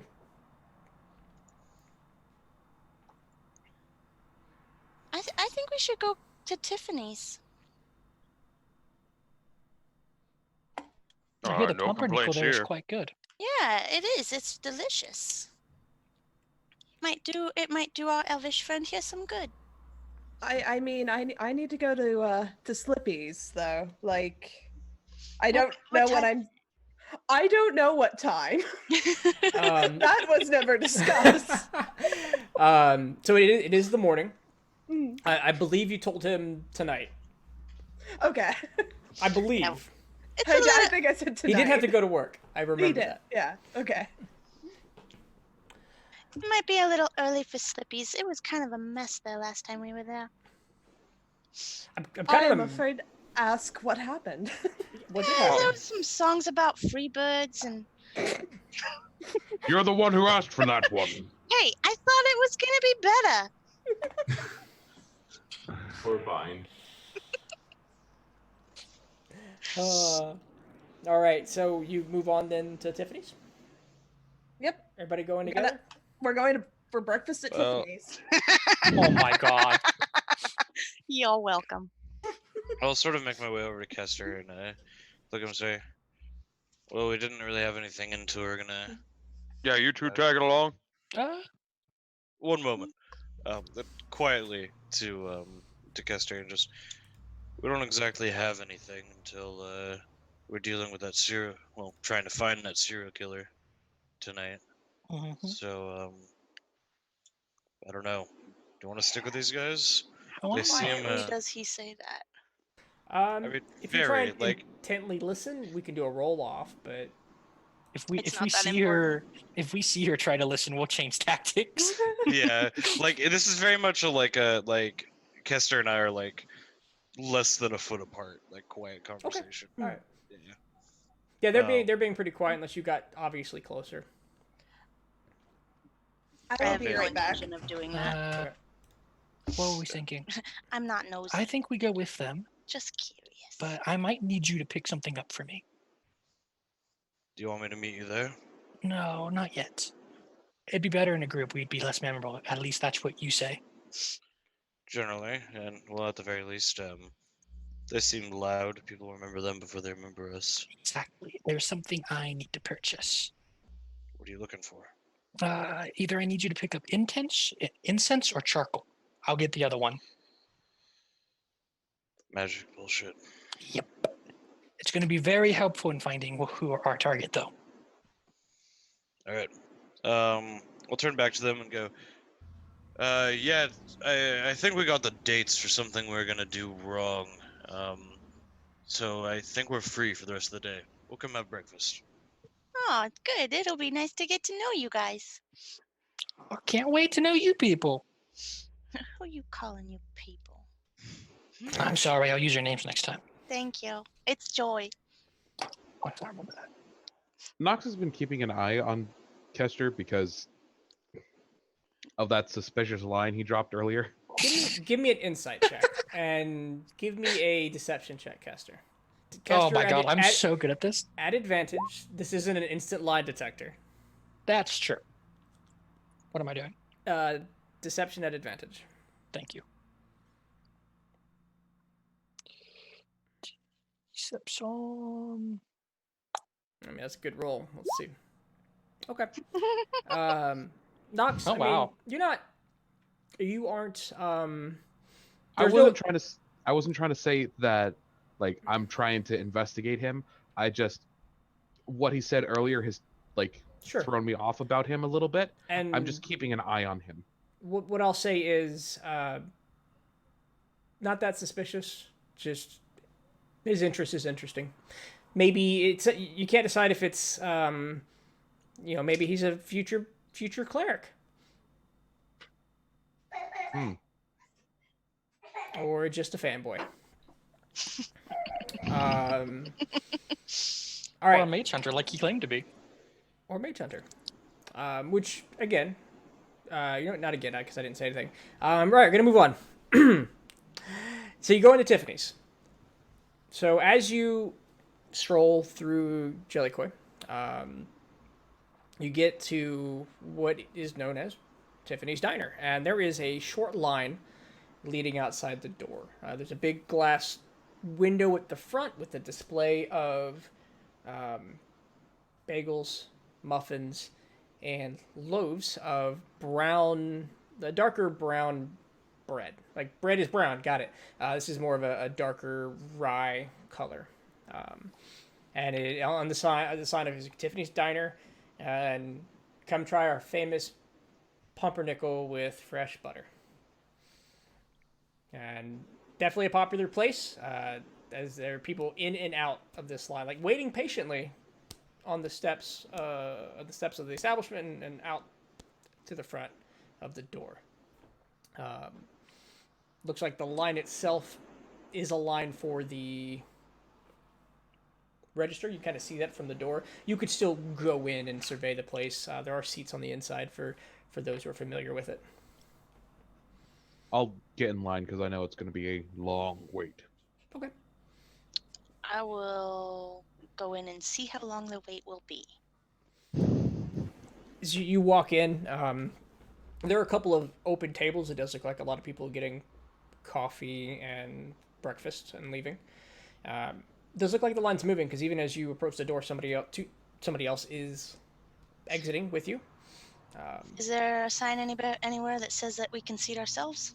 There is no sign, particular sign, but nothing seems to be. There's also no like please wait to be seated sign. Hey guys, this table's in here. Just come sit down. This line is for to go. I'll try to get a read on, like, she just comes in and says that. Do the people in the line seem like disgruntled at all? Is someone trying to like skip over and? No, it doesn't seem. Nobody seems perturbed. Okay, so she's probably right then. Yeah. Yeah, I'll make my way forward and sit down. Okay. Do I recognize anybody that's working? So how long were you in Jellicoe before you shipped off? How familiar with the town would you say you were? I don't know. I didn't write that in. Okay. We'll say you're a relatively newcomer. Would you say Joy is a fan of coffee or pumpernickel bread? Yeah, she likes to indulge in things that are delicious. Okay. So as soon as you walk in, you recognize Kelly behind the counter. Hey, it's Kelly working today. Oh, hey, Joy. How are you doing? Oh, I'm doing great. Did you hear the commotion out there? There was a giant thing with bugs falling out of it. It was crazy. Oh, they were saying that there was some bugs coming out of something on the outside out there. You said you saw it? Yeah, I killed it. It was really crazy. Oh, I'm sorry. I'll get to you in a second, sir. Have a seat. I'll be right with you. We'll... These are my friends. We'll sit down. You take care of that customer. We don't want anybody upset with you. Thanks, Joy. Then she goes back to attending to a couple customers. The rest of you enter and take a seat? Yep. Yep, you have to do this thing where you like pull two tables together to move the seats around, but you're able to manage it. And a few moments go by, and an older woman approaches. She's got like she's a waitress, right? She's got the pad. And she says, hey, welcome back, Joy. Good to see you again. Good to see you too. Hey, Knox, looks like you're back in town. Yeah. I'll probably be preaching again pretty soon here. That'll be fun. Looks You like you sound make... real grumpy about it. Well, you try standing up there and seeing half the congregation sleeping. Sounds about right. Maybe you should add some panache. Don't be so monotone. One time I decided to burn Like, Nobody said I pulled out some drugs that I had found in a children's hand. I was teaching on sustainability and being mindful, and then I Knox, what did burned you the do drugs with? and What everyone did you? was You sleeping. burned the drugs. What was wrong with you? I was trying to prove a point. Well, that's why nobody's listening, you self-righteous jerk. Hey, honey, looks like you need some time. I'll be back. I get some waters for the table. Thank you. Thanks. She walks away. The Pumpernickel here is amazing, but they've got a really nice pizza bagel too.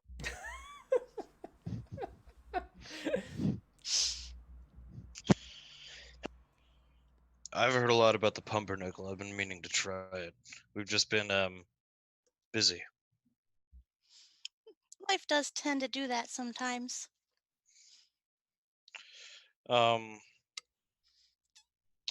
don't know. Like, I've been trying to get a read on our new strange companions Okay. and get an idea of them so far. Like, very, very specifically, I'm worried about the cleric man and the big metal dude. Okay. Yeah, so just like, I don't know, anything I've gotten off them, like watching them and they're talking and stuff. Just see. Give me an insight. All right. We'll see what kind of reader of people you are. Not too good today. Okay. The Warforged, Jabo, he seems out of place. Who's the other one you asked about? The cleric, Knox. He seems Dwarf. comfortable in his surroundings here, but that's about as like this he feels like his home. Okay. Fair enough. And then after a few moments, the waitress will return and she says, "Have you had a chance to look at the menu, dears?" Yeah, I got. I'll try some of that pumpernickel stuff. I've never had it.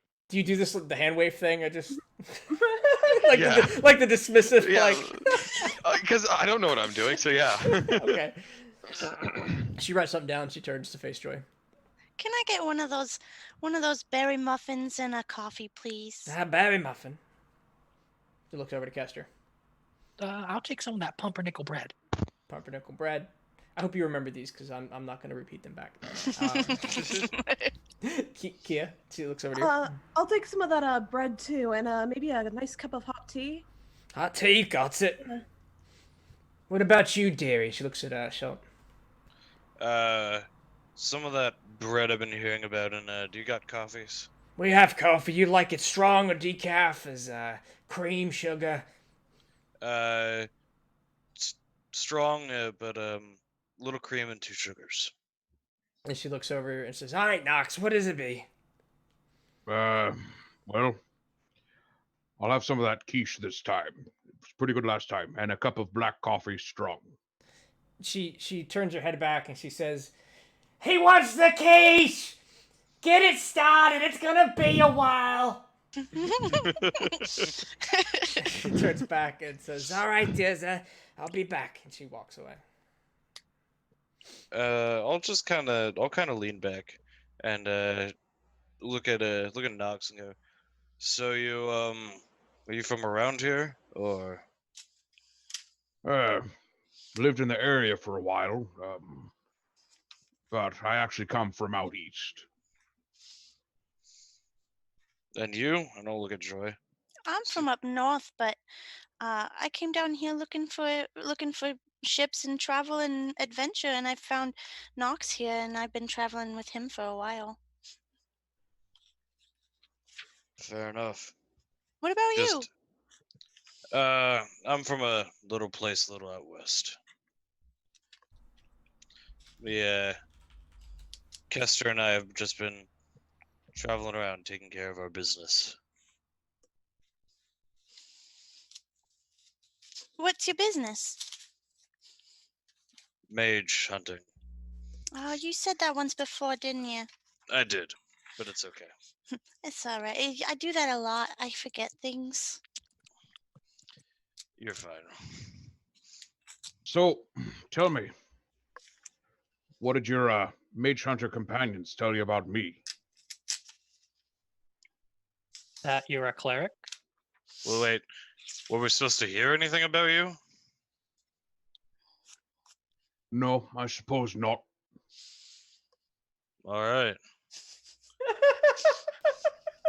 I mean, we've only been in town for a day at this point, I think. So, I don't know. Maybe we just haven't run into the right people yet. I'm gonna send you a message real quick, Shout. Okay. Actually, I'll send it to both of you. Actually, I'm just gonna drop it into the crew chat. If I'm gonna drop it, okay. Hey, I'm like, all right. I need to PM people, but yeah, it doesn't really need to be a PM, so why don't I just say it? For the most part, those who are familiar with the mage hunters, and there's a difference because bounty hunters can hunt mages. The tailors, specifically the tailors, wear red, mostly a hood. Oh. Or they keep it down. Yeah, it's not like I'm covering myself, but it's a red. It's kind of a symbol of office. You know that, so you just for your whatever your descriptions are. Yeah. No. Yeah. I never specifically call myself a tailor. I just always call myself a mage hunter. Yeah, it doesn't mean you're lying. I'm just giving you before you go too deep into a story. Okay. Fair enough. Thank you. Yeah. We've only been here for about a day, so maybe we just haven't run into the right people to hear about you. Hmm. You an important figure around here? Not too much. I preach, people know me. My parish is a little large, but beyond that, not much. So far, I only think we've really ran into the captain of the guard. We had a short conversation with him, and that fellow, I think his name was Blackstone. I had a meeting with. Was that his name? Was it Blackstone or? I think it was Black Fist. Black Fist. Black Fist. Sorry. Yeah, the fellow Black Fist. We had a meeting with. You ever heard of him? I don't know. Have I? I probably heard of the captain of the guard. So Kragar Blackfist is one of two important figures in the town. You know the mayor, Tyler Furbottom, the halfling, and Kragar Blackfist, a councilman for Chrolome. Not all councilmen live in the capital city. He stays here, and his influence is just shy of that of the mayor's.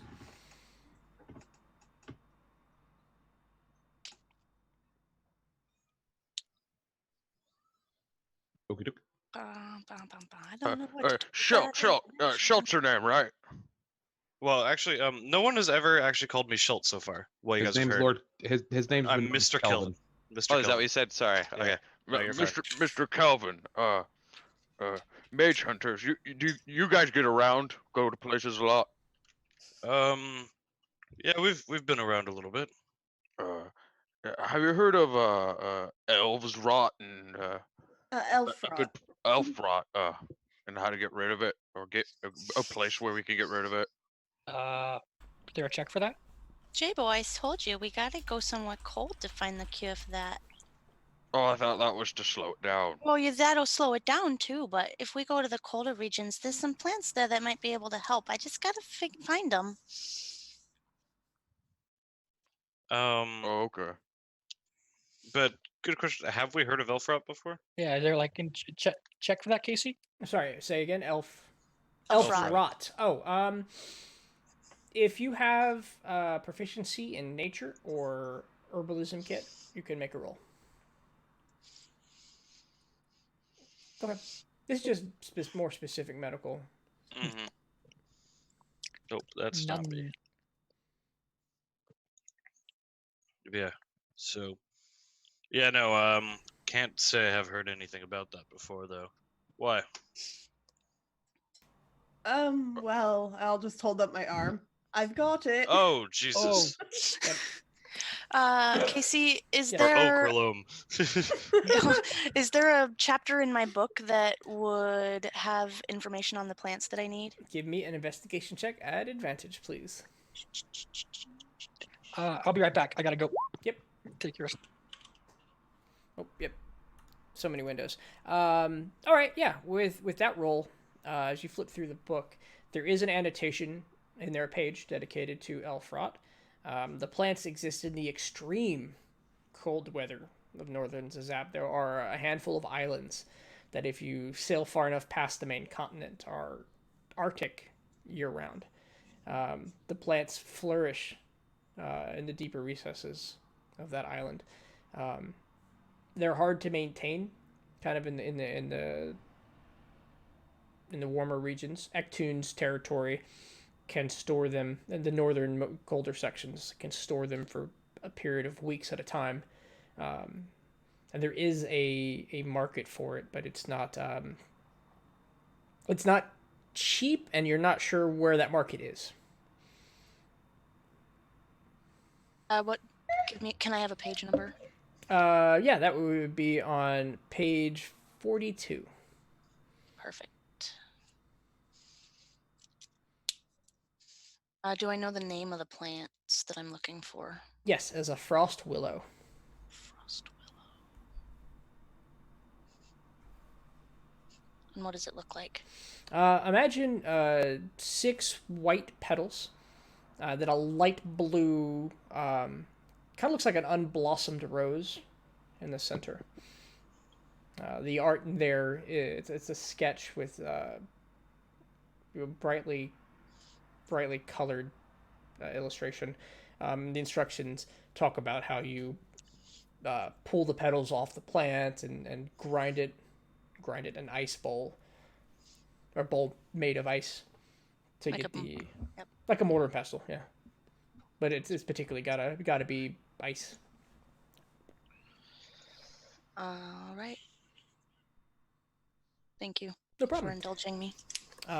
So Joy is you're in your book, and you're scribbling it. Nox, you get this sensation that it's already been an exhausting morning when you notice like there's some smoke coming from the kitchen, like a dark black smoke. Oh, I suppose you burned the quiche already.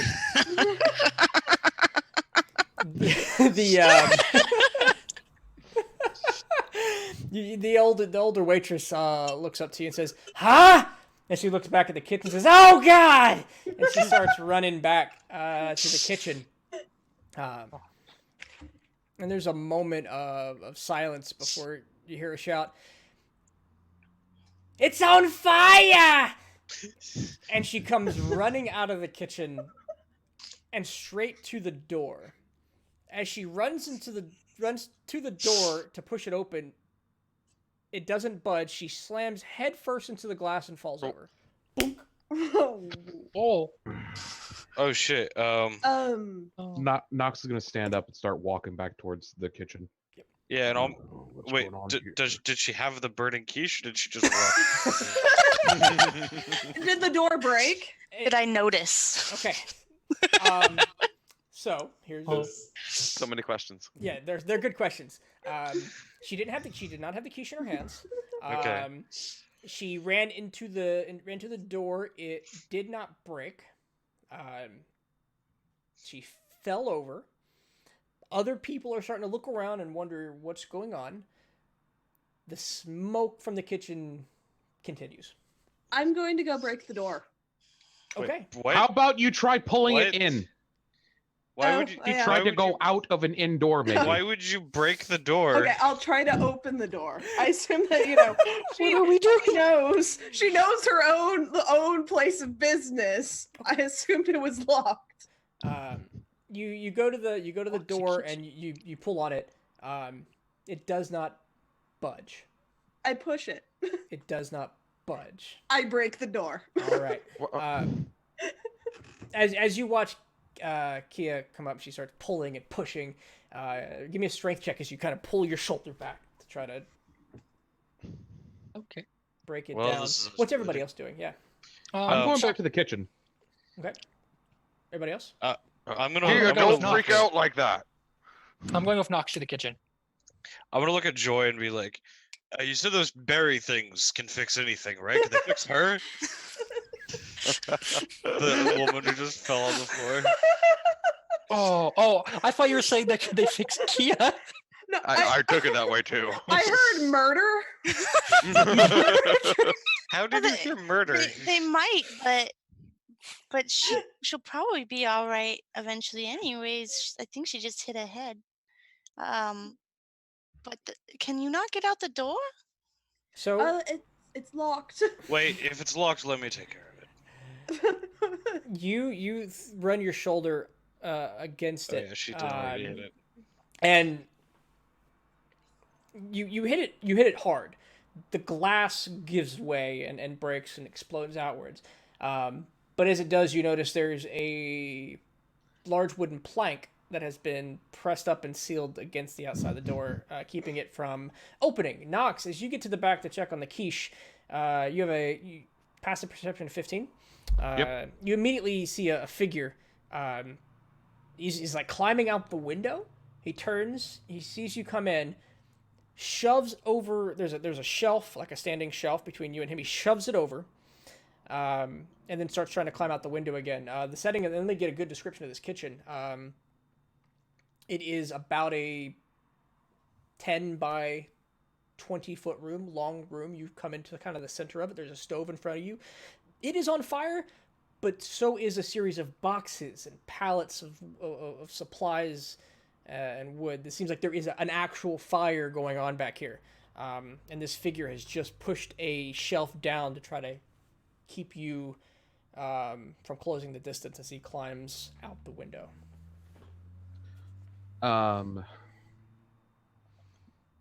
Is the chef in the kitchen, and is he unconscious or dead? The chef is not in the kitchen. So by all bets, the chef just went out the window.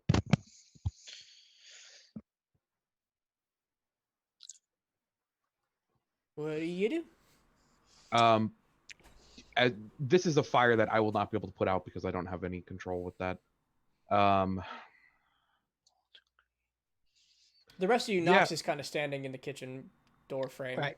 So when was it that I got there? Because I said I was going with Nox. You're right behind him. You saw the same thing. It's right behind him. I'm going to turn to Shelt. Because our boy that we were talking about earlier, one of his things was arson, wasn't it? So I'm going to turn to Shelt. We got our guy. He went out the window. I hear he went out the window. Yeah. I'm gonna triple move and get to the back of this fucking building. Okay. Because I'm a rogue, baby. I'm gonna go try to chase him out the window. He just went through. Okay, so both of you are going to the back is the kitchen. So who's going out the back kitchen after him? I think Kester's going out the back. I'm gonna try to go out the front and around. Okay, all right. Yeah. We're gonna like flanking maneuver him, I guess. So I'm moving 90 feet. All right. We will resolve that once I. What is everybody else doing? I'm gonna go try and break down that door since it's blocked. Okay, breaking Yeah, down. remove the wood. Yeah, trying to unblock the door. Okay. I assume after the glass is broken, try to like Yeah. kick the wood out. Okay. Yeah. Enjoy. Yeah, and I would have gone throughout the broken glass. I'm gonna go into the kitchen and see if I can find a source of water.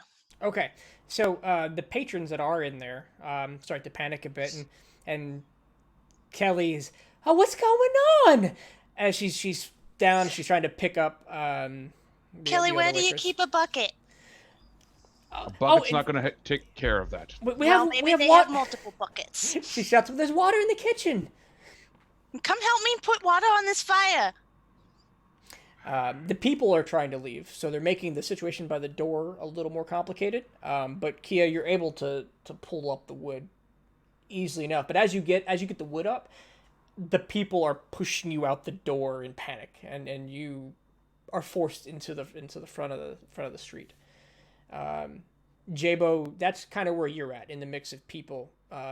You ever been to a Black Friday sale? Oh God! Where like people in front of you, people behind you, you just have to lift up your feet. Yeah, exactly what's going on. Only at Babies R Us, and it was never that bad. Kester, out the back, you get to the back, and it's a little bit of an obstacle course, and there's a fire. Yep. So you're gonna have to move not quite directly through the fire, but fire adjacent, climb over a shelf, and move through the window. So go ahead and give me an acrobatics check, please. This will go great. I I believe. So- believe in you. I'd like to make sure that my book is on my person. Okay. Yeah. Did you got say it. acrobatics? Yes. Cool. Oh wow. Yeah! It went great.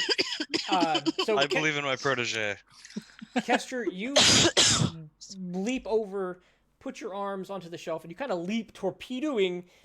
You find just the right momentum, like kind of torpedoing through the window. And as you get your torso out, you realize you have a chance to grab the individual. Oh yeah, we'll grab him. Give me a contested athletics check.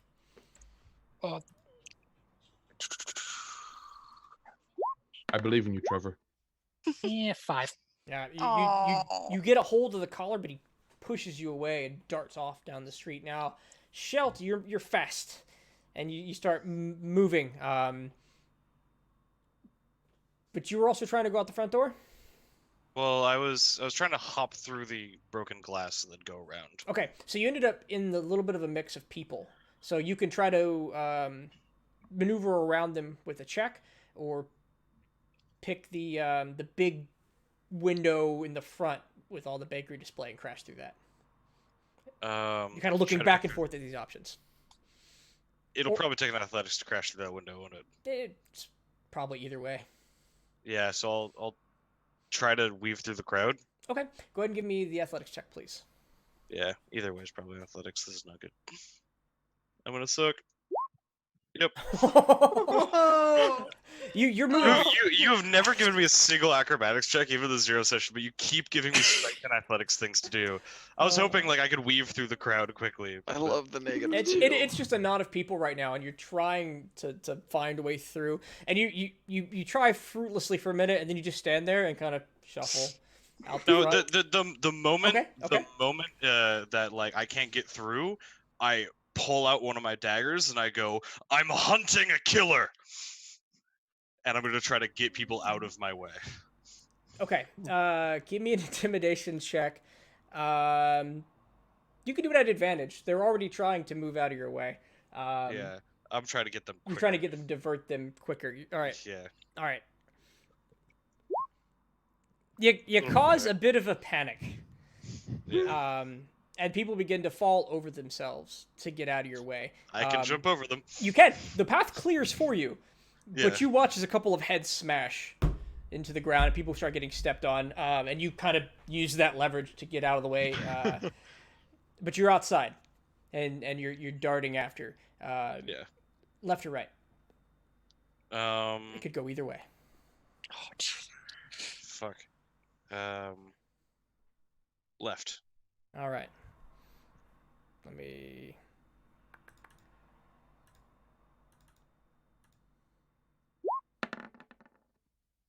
Okay. You dart down 69. down the left. You dart to the left, turn the corner, start darting down the alleyway, and you see a figure. Think like you're here in the alley, at one side of the alley. Then there's the intersection for the next part of the alley, and then one building over, you see a brown cloaked figure dart to the right. Yes, just chasing him down. Okay.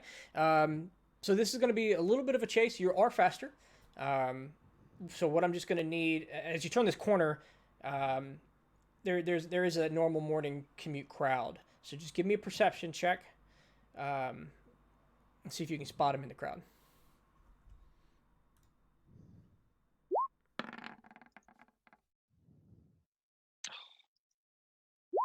All right.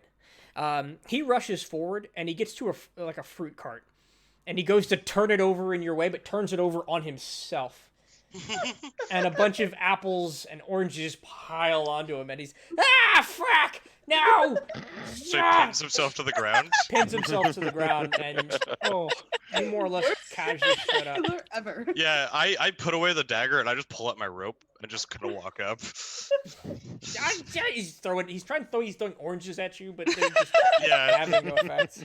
like one of them just hits my face. Just keep walking.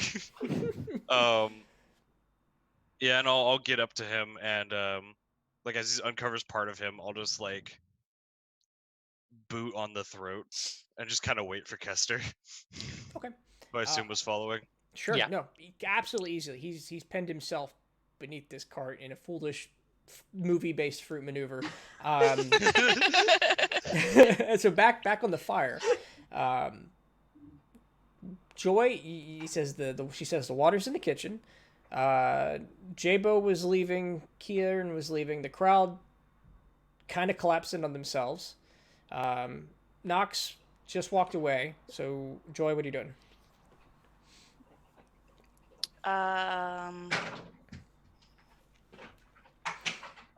That's a good question. My instincts are to go start a bucket brigade. So if everyone has already left, however, I'm not gonna.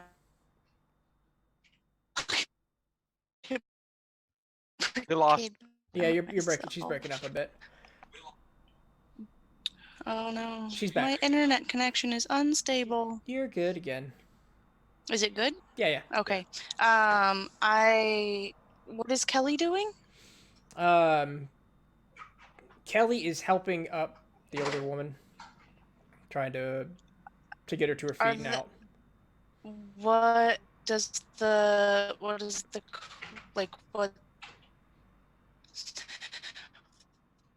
are there people that need help in the crowd? There Other are than the one that Kelly there are is people helping? that they're struggling to stand up. They're fighting against each other. You know that if they would just calm down, they'd get out of there. But they are, like, people are standing up and they're getting pulled down by people who are trying to stand up. We're getting pulled down by people who are trying to stand up. The panic has reached a critical mass. Whoops. I'll jump in and start trying to help people Okay. get up. That'll be fine. And Give me a charisma check. And that'll... Trying to calm them. Dun dun dun dun.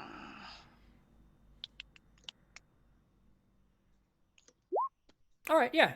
You managed to calm people enough. You're like, safely exit through the left, one at a time, get in a line, and eventually you calm people down enough. It's going to take, a few moments to sort that out. Kester, you watched Shelt dart past you and chase after the thief. He went to the left and down one row of buildings and to the right. I assume you're pursuing. All right, Jabo, you and Kieran are outside. Oh, wait, Nox is back. Good. Hey, Nox, you're in the kitchen. What are you doing? I didn't talk to you in a minute. Forgot I muted myself. In the kitchen, as soon as I've seen that, like, people are starting to get out, I'm not going to fit through that window. So Nox is going to move towards the front of the building and start. Has Nox been eating too much communion bread? Hey, think it's the it keys. tastes delicious. We got to get the diet wafers next time. But the You get diet diet wafers wafers. taste like styrofoam. You get diet wafers, and I will hurt you. It's like this. Like, imagine now they're like wafers with powdered sugar on the top. Probably.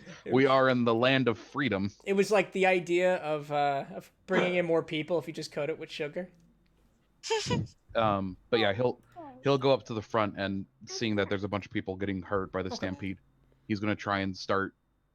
First of all, he'll start using some spare the dyings if he needs to. Like, if people are hurt badly enough that they need some stabilization. If you take a moment to do some triage, everybody's still conscious. Okay. If everybody's still conscious, then I'm gonna set my big dwarven self sort of like as a barrier, and like try and part people so that they start going around. Okay. Kieran, Jabo, you've been outside long enough to observe the left side of this bakery is thick black smoke, pluming out the windows. It is it's starting to overtake a portion of the main room, but it does look like everybody's getting out of the building, even as Joy and Nox help the last couple of people out. What do you do? I'm going to try and get people's attention that there's indeed a fire going on and that help is needed to put it out. Okay. Yeah, I assist her in corralling people to try to make a chain where we use clothes to like next to anywhere we have a water reservoir to try to scoop up water with it and drag it over and splash it. Okay. There's definitely going to be, let's say, a public well nearby. So just give me one of you. Give me a charisma, a persuasion at advantage.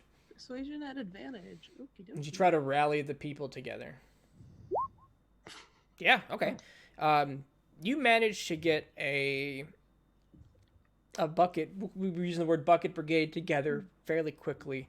The smoke does continue to plume out, and you're having to shove it in through the windows, but you're getting about a bucket every 6 seconds as you work at this. How do we want to do a bucket check?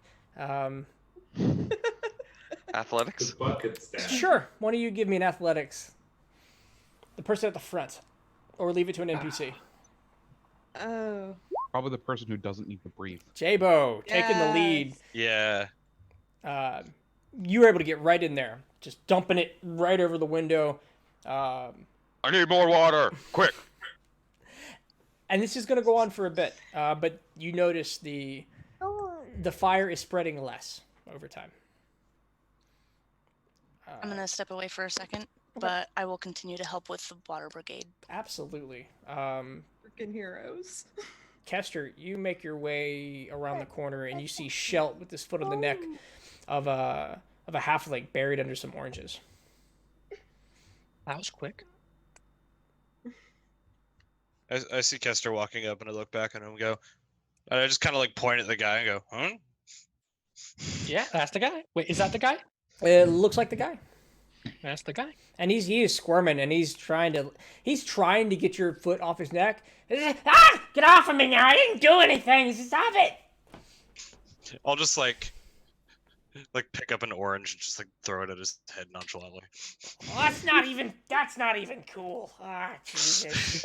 And Jesus. There's Do no we have Jesus. what we need to lock him? I've got rope, You got at the rope? very least. Rope and threat of death. Like, oh yeah, I should say. Yeah, I've got rope. I'll hand that over to you. Rope, and if he tries to run, I'll put an arrow through the back of his throat. Yeah, So, that'll you know. work. Give me an Let's do intimidation it. roll. Oh,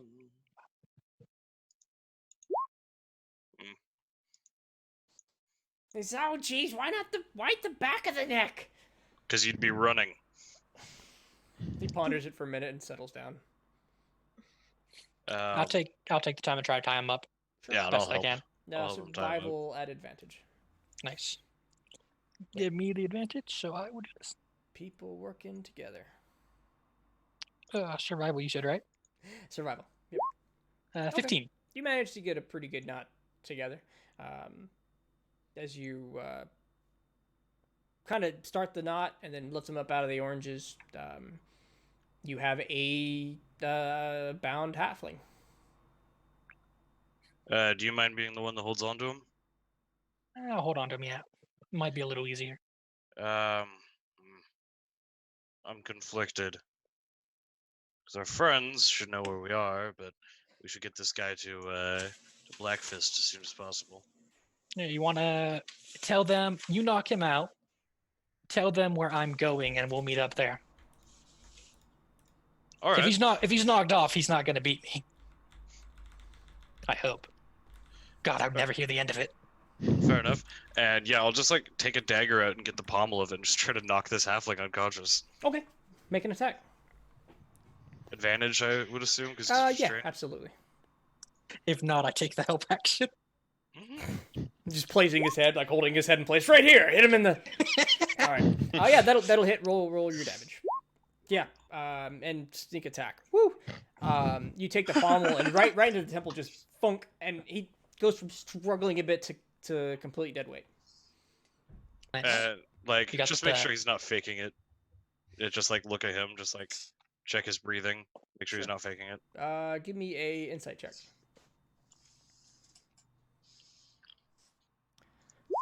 Yeah, he seems knocked out. All right, Nice. yeah. You can add halfling to your inventory.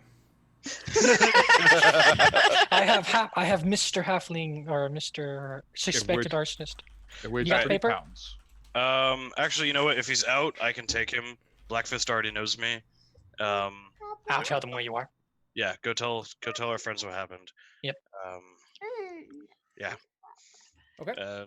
Yeah, I'll add the halfling to my inventory and go see Blackfist. Okay. And I'm gonna go use the restroom so you can focus on other people. Okay. Bucket Brigade, give me one more athletics check, please. At advantage. All right. Oh, yeah. We'll take the first one that managed to push it. I feel like Joy saw a weakness in your strategy and kind of booted you out of the way with like a bit like a hip check, like a boink. Oh, thanks. I was getting a bit tired. I got lots of practice in this. We do it on the ship all the time. It's actually a really good point. You already have lots of water bucket experience. 100% of the sessions so far. For those who haven't caught on, we did do a 0 session in pairs of 2. All right. So you have extinguished the fire. At this point, the smoke rising up is mostly ashes blowing in the wind, and outside, the crowd is gathered again, and another round of applause. And somebody in the back We says, weren't famous. I'll give another bow. "Give me another performance check." As somebody in the crowd says, "They were the ones that killed the Griffin." Guys, I think Oh, we're no! starting to get a reputation. You're a bit exhausted, and really hungry. As you don't manage, your stomach cramps at the moment you try to bow. You don't think you've eaten in a few days. And they try and play it off like I meant to do it. Oh man. Knox is Guys- gonna bring up church again. Be like, again, if you're feeling grateful, church is always open. You know, we probably should go. I could use a rest, and I could Persuasion. fix you. Who do you want to? No, roll you're good, Knox. Oh. I mean, I could make you a good berry, and that would help with your hunger. But we would have to take a rest then, because I'll be basically wiped out energy wise. That would be nice, I think. I mean, but it's so early. I mean, we could go have a picnic somewhere. I don't know. What do you think, Jabo?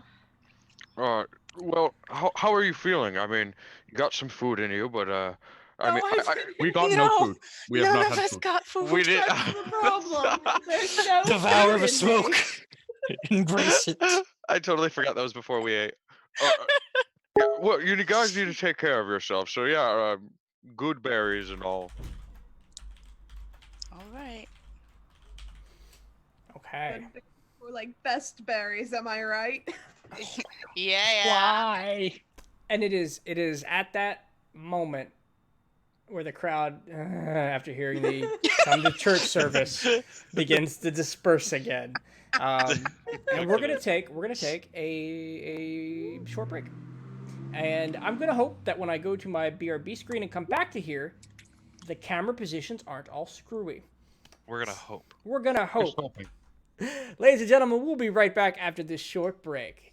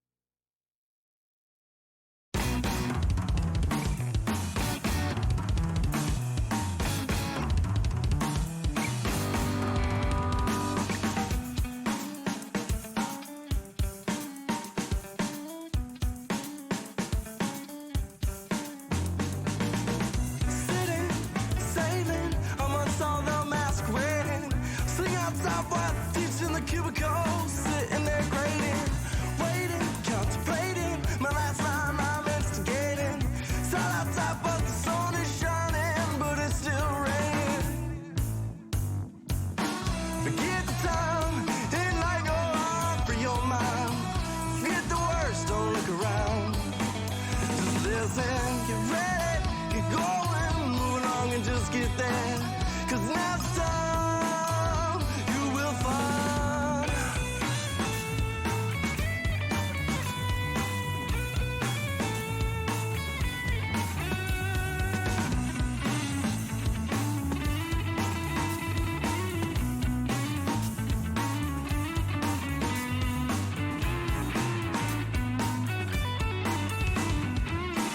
Working, spending, saving all that remains. Everybody wants to cash in all their capital gains. Feeling, seeing, making friends that just don't believe in. So let's get in it, don't be timid. Let's begin again. Forget the time, it might go on for your mind. Forget the words, don't look around. Just listen, get ready, get going, move along and just get there. 'Cause next time you will find.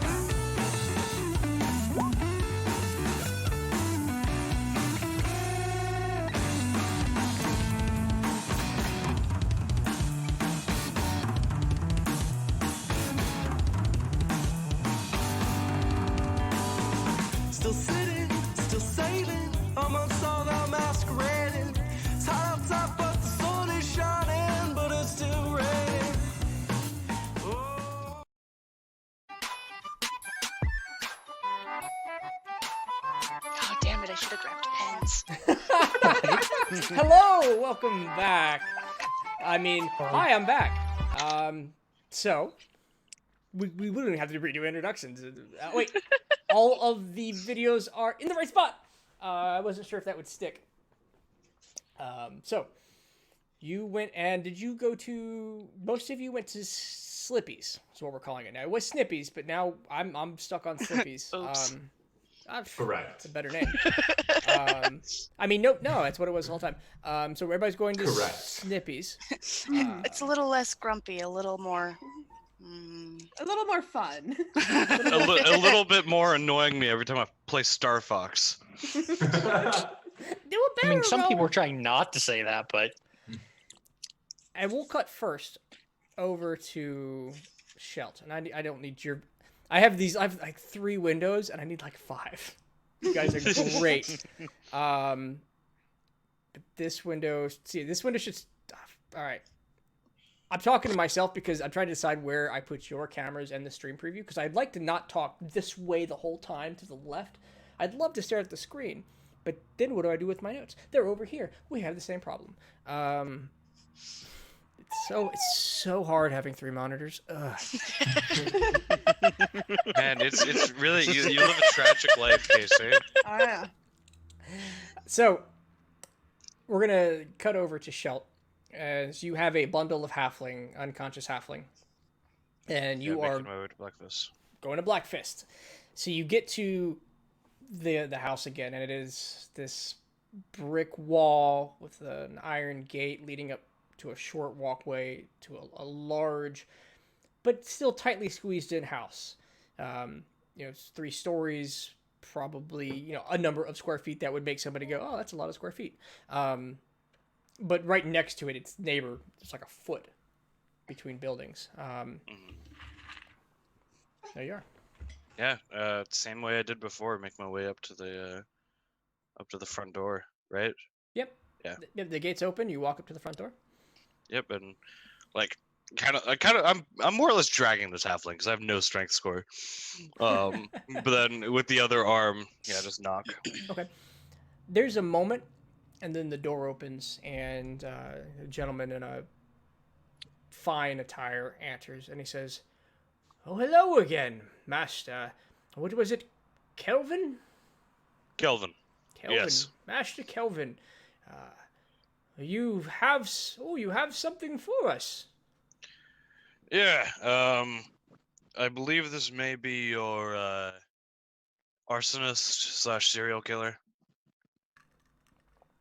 He looks over and says, "Oh, well, that was quick. I was not we weren't expecting that case to be cracked. How'd you do it?" Trying to have lunch for some people, or I guess breakfast. Was trying to have breakfast with some people. Looking forward to getting some pumpernickel out of Tiffany's, and Oh, lovely. How was it? he set the place on fire. Oh, and dear I didn't eat me. my pumpernickel. Oh, how's Tiffany? Oh boy. I left my compatriots to deal with that while I caught him and brought him here. Oh, he'll want to hear about this. Yeah, come on in. Is he alive? Yes, and as I say, yes, I assume there's like stairs up to this place. Yeah, there's Sort of like porch. there's a couple of steps. Yeah. Yeah, I'll drag him up and just let his head bonk on the stairs. It does exactly that. Gunk, Yeah. gunk, gunk. Yeah. As the old he's got man a looks back. horrible headache. He deserves it, the scoundrel. Oh, this way. You get that big room is still like open. It's got the double stairwell, like the marble finish, and he leads you to the back room, and it's got like the slab where you put the corpse last time.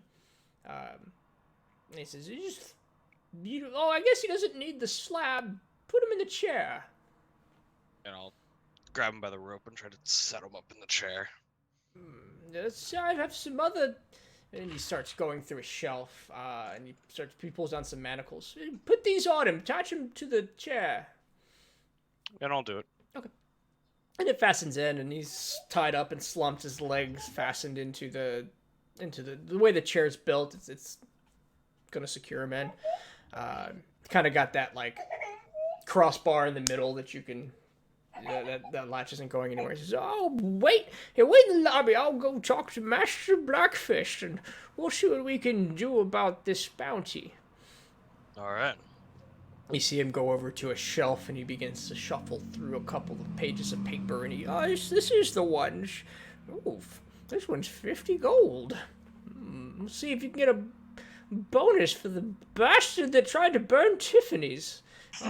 I will also say, if he's gonna go on trial, I have the name of one of the witnesses of his crime, and he seems to be in the form of a public figure. So I'm willing to hand that over too. No, who was it? Some cleric named Knox. Apparently, he does a lot of preaches and sermons. Oh yes, the angry dwarf. He tried to get the congregation high that one time.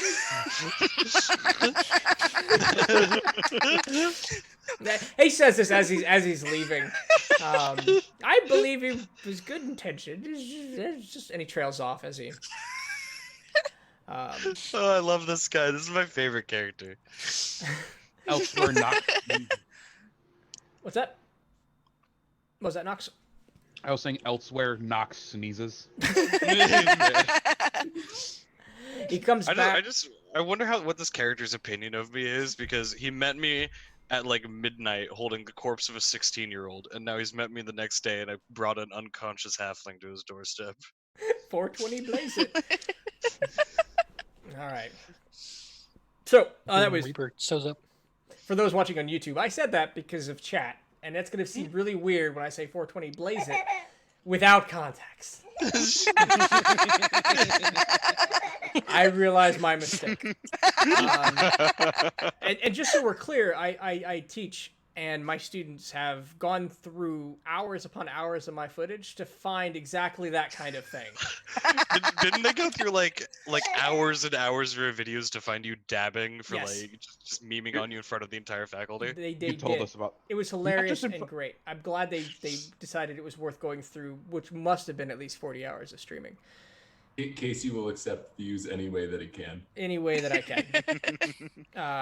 All right. So, a long moment comes back, and the old man. Did we give him a name last time, Tom? Can you help Which old man? the old Sorry. man that works for Kragar Blackfist? Not to my knowledge. Cool. I'm I going to don't give him the remember most stereotypical name I can. Can you mark him down as Alfred Pennyworth? Alfred Pennyworth? We might get copyright This guy struck could for that kick one. my ass. Wait, is that exactly Alfred's name from Batman? Yeah. Alfred's Let's Pennyworth. do Penny Bottom. Alfred Let's do Pennybottom? Penny Bottom. Okay. We'll just call him Mr. Penny Bottom. Mr. Pennybottom. Old, Sounds like a oldest bad Manicus. football player. I like that. Oldest Manicus. All right, Mr. Pennybottom. So, Mr. Pennybottom comes back, and he's got a purse of it is typically coin. I would say a purse of coin, but how would he know it's coin? Oh, come on, it's coin. And he slaps it on the table, and he says, "Master's quite infuriated with the loss of Tiffany's. I do believe he's boosted, or at least doubled the payment here. He appreciates your services and hopes that you will continue to service this fine city." Yeah, no problem. I'm just glad I've been able to help take care of your problems for you. If you don't mind, and I'll take the purse and I'll start counting it, just to get an idea of what I've got here. Yeah, sure. It helps if you put it in stacks of 10 and then place them next to each other, and then you have 10 stacks of 10. Will do. And yeah, I'll just sit down and just count it all out. Okay. You start to count, and it's a 120 gold. Divides conveniently into 6. Completely by happenstance, actually. Really? It also divides into one shell. Just. God, you're right. I hadn't realized that. It does divide into one, as in one pocket. Mine. It's my goal. Man, you're probably right, Nox and Nox. They probably do stack into some kind of shape-ish. All right, so with that, you have your purse. Then Pennybottom looks over at you and says, "Is everything as expected?" Better than expected. You know, I have to say, and go ahead and hand off this to your master. Just a couple of days of dealing with him, I found Black Fist to be a very cordial individual to be working with. I'm glad to be of service to him. I'm sure Mr. Blackfish returns your gratitude. It's rare that we have somebody so efficient working the city. Keep an eye on the board. I think he's actually erecting a physical bounty board later. He's so furious about the pumpernickel bread. So am I. I'll make my way out. Okay. With that, we go back to Slippy's. The door opens to the tavern, and has anybody ever been to I'm picturing this small bar with the Budweiser sign, way too early in the morning, and they're still cleaning up from the night before. Yes. Okay. Yeah. All right. It's like that. It's a little bigger. There's no Budweiser sign. Oh well. Oh well. Better beer here. Generic beer, please. I'd one beer, please. And there's a young man with a broom in one hand, kind of sweeping up last night's slop. And if Slippy's is gonna get his name from something, it is the moisture from last night's festival. It does seem like they also partook in the lobster fest, as the smell of seafood hits you heavily. In the piles, there are shells of lobsters being swept up with the debris. And he greets you as you come in, and oh, hello. Wait, let me get that. Let me take that back. Hello, hi, welcome to Slippy's. Oh, welcome back. Hello. Jacob? You're muted. I'll just lean over to J-Bo and just, he wasn't even close. Oh, me. Oh, J-Bo. He looks to you in surprise, like, oh, J-Bo. Yeah, you were talking to me? No. Oh, I'm so confused. No, he pronounced Nox's name as Jacob. And he looks. That's my name. He got Joy's name wrong. Oh, jeez. I'm sorry, guys. Can I help you? You're very. A table and 6 meats. And some food. And some. All right. We have, you know what? We might have food. Go ahead and have a seat over, wherever you want. We're empty right now, so pull up some seats in a location of your choosing. And you know what? I'm talking too long. I'm getting on a bit of a rant here. I'll be back with food. And you said 6 meats, a meat. plate of your finest potato skins, some of those pork rinds that I know the chef has been making recently as an experiment, enough pork chops to fill a platter, and enough mashed potatoes to cover the big man in mashed potatoes. He looks to the rest of you and says, hold on a minute. Let me write that down. You said something about skin? He looks back Potato up at you. skins. Skin of potato. Skin of potato. And he'll go through it all. And you hear, he runs back to the back. And you hear a knocking sound, like a... Hey, I know it's early, but can we get the stove going? There's some people here, and there's suddenly a crashing of pots and pans in kind of the back area behind the bar. Some indistinct shouting, and he comes back out a moment later, the young lad, and he says, yeah, hey, absolutely, we'll get those skins of the potatoes to you, no problem. Ales, meads. Yeah, absolutely. Also, can you give me a hot tea? Yeah, I'll start the water. And he goes back to the back. And the bar is empty in front of you. There are several tables. There's the bar. Mostly your round variety with a couple of booths. Can you hear me? I can now. Yeah. Ah. Do I know this character's name? No, you do not. But you may know it if you ask. Is that how that works? I come here often enough. I probably don't know this guy. Could I at least know the chef's name? Yeah. So let me go over to my notes. This chef, there he is Treya. She is the chef. Traya. She is not a, what we call it last time, a parishioner of the church. Not strictly a devout individual.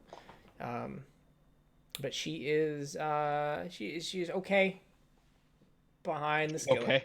She is okay behind the skillet. Not everybody you meet can be the best chef in the world. Give me a. Well, no. I was. I'm teasing. You said she's good. I'm like, she's good at what? I trailed off as I was sorting through my notes. Excuse me. More known for gossip and contacts. Does a better job of it than the barkeep. I'm gonna run after the barkeep.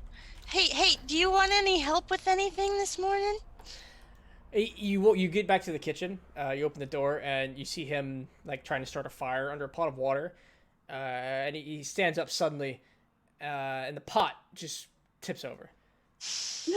He seems to be a bit in a fluster. He says, "Ah," and he looks lost for a moment as he pauses and he looks back at you. He looks at the water. Can I help you with anything? I'd love it, but I got it. No, please take a seat. Okay. No, yeah. Oh. Ooh. And he starts picking up and starting the water again. I will go back to my seat. Okay.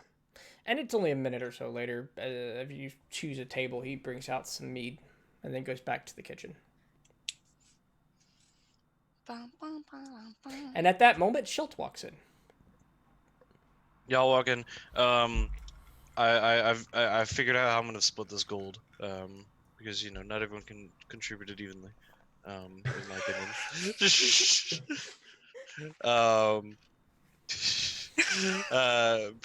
So I've already got my gold split off how it's gonna be, but I'll find the table that they're all at. Or are you guys sitting at a table? Yeah. Yes. I think we are. Yeah. I'll make my way over with the coin purse I was given, and Black Fist sends his regards, and I'll just start counting out coins.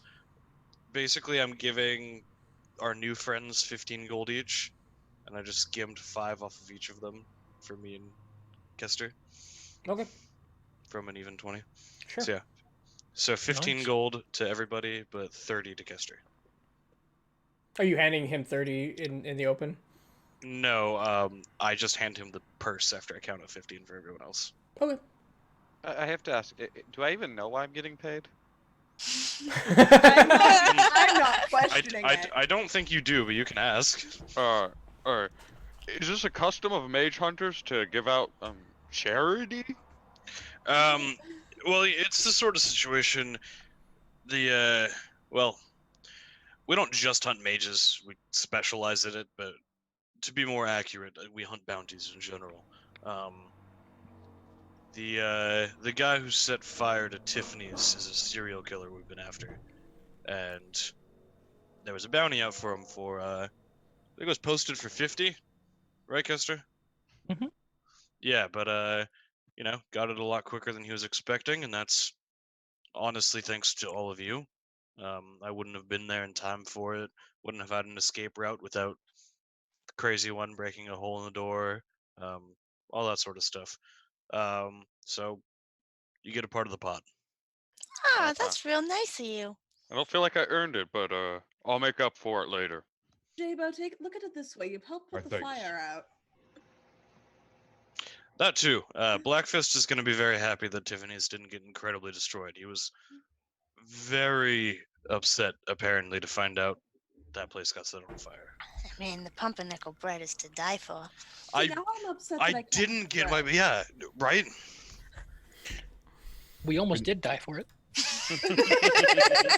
Just saying. Instead, we get to have greasy bar food for breakfast. Oh, Yeah. It's more of a brunch at this point. Oh, by the way, Nox, that order you did, was that for everyone or just you? Well, it's for everyone. Oh, Oh, you're real nice, Thank you. Knox. Thanks for asking about that, Jabo. I was also really curious. But I didn't want to say Okay, anything. I know I'm fat, but I'm not that fat. I'm hurt. the question am- though, Hurt, you think Are I would you- eat all of that? are you paying? I was the one who ordered everything. That's all I need to know. Thank you. Well, I mean, appreciate it. technically now Blackfist is paying. Yeah. This is true. Might be the hottest brunch I've earned yet. Oh, And who knows? Maybe Tiffany will have something a little bit extra since you guys helped stop her place from getting burned down. Yeah, how bad was the damage? Did I miss that when I left So- for a minute? Before you left, you were able to count the damage. It does look like the kitchen and most of the equipment in the kitchen is destroyed. They will need to be restocked, both with ingredients and equipment. But the building and the structure is fine. It'll be down for a while. It looked pretty bad. We might not be there for a while, guys. That's too bad. Anyways, though, yeah, good work out there. How do you all know each other, the 4 of you? Well, Well- funny you should say something. Knox and I worked on a ship together, and we came across these two floating on a raft, unconscious. Thank you, by the way. Oh, you're Yeah. welcome. We would never leave you out there. That'd be bad salesmanship. So you worked on a merchant boat? Yeah, Sails, I'll a put sailboat. I'll put a finger up. I'll put a finger up to Kester and go. I think she's both 4 steps ahead and 5 steps behind that statement. It was a merchant vessel, the Falconer. However, we got kicked off because, well, extenuating circumstances, and I suppose your mage friends would have told this eventually anyways. I was tricked by one of my parishioners. They convinced me to take a package, which I thought was full of foreign aid. Instead, it had a magical artifact inside of it. and as a result, we got fired from the Falconer. The Taylors came across us and pulled us into custody for a little bit, but we were able to clear up the misunderstanding. I'm gonna, and I think this is gonna be a thing, especially with how long we've been together, Kester, that you've seen me do before. And I'm going to kind of like elbows up on the table, and I'm just gonna lean into Nox and just like stare him right in the eyes, and just see how he reacts. Hi. So, you're out of a job. Out of 2 jobs, actually. True. How do you get 2 jobs? I Both of had you. one too. That okay. I thought you meant 2 each for a second, and I got confused. Anyways, you're out of a job. You're the kind of guy who fishes someone out of the water when they're having issues, when they're lost at sea. You jump into action when a Griffin is attacking a horse in the middle of a town square, and you help put out a fire as soon as you see it lit. What kind of work are you looking to get? Oh, okay. My dream's always been the sea. Ever since I was young and I first saw the boats on the ocean, I've just always dreamed of building my own ships. Working on the sea brings me closer to helping design my great masterpiece. Fair. Need a little coin for masterpiece. And I'll look over to Joy and go, and you? I just want to see all the different places and meet all the different gods. I think that'd be amazing. And I want to find all the plants that I read about in my book and do all of the things that it says I can do with them, because it says you can make people feel real nice. You can also make some people feel real bad with some of those. You know, I've heard that, but I haven't found anything yet. And, you, Elfrat. Yes. Her name's Kia. Yeah. Look at big guy, reconsiders calling her anything but Kia. I just look back at her. Just, yeah, Kia. What sort of stuff are you trying to get out of life right now? Well, right now I'm just trying to find a way to, cure this. Yeah, I'd like to help Right with north. that. Yeah, it'd be nice, right? Like living another day would be great. Also, it wouldn't hurt if I get just a little bit of a comeuppance against some people who deserve it. And big guy? Oh, well, I kind of got roped in with trying to help Kia there. She's looking real bad with the arm and all. I want to make sure she makes it through, but the other half is normally I live on my own on the land, and well, things changed on my island, and I'd like to get to the bottom of it and figure out what's going on. I'll just kind of look back at Kester and just kind of shrug at him. Shrug back. And I'll look at the 4 of you and just go, well, this place is sort of a powder keg from what we've seen so far. And, you look like you can handle yourself one way or another. Until, you find more stable things. You could always possibly help Kester and I out every once in a while. Hunting bounties. There's a lot of bandits in the local area. Could always help to have a few extra arms and such. So mercenary work. Yeah, less mercenary and more bounty hunting. There's a difference. Sounds adventurous. It is, and well, where there's people living in cities, there's people willing to pay you to kill others. So maybe we can make our way north and deal with the Elfrod thing. There's usually people that'll pay you to help them feel better, too. I don't exactly specialize in that part of things. That's all right. I That make just means more work for me. Fair enough. We could use someone for talents probably. If Kester. we want to, sorry. Oh, go ahead, Nox. If we want to go north, we'll probably want to head west first, get across the ocean. I don't fancy facing too many more of those giant bug creatures that the Griffin had. So I'd rather not go through Sanalus territory. Oh. Yeah, it's fair enough. And if we're going west, could help to have a sailor on board. But Lucky. Lucky for you, I also know my way around a ship. fair enough. Kester and I have a couple things we still need to take care of here. But beyond that, I think this could be the start of something interesting. Well, are there any ships leaving soon? Not that I know of.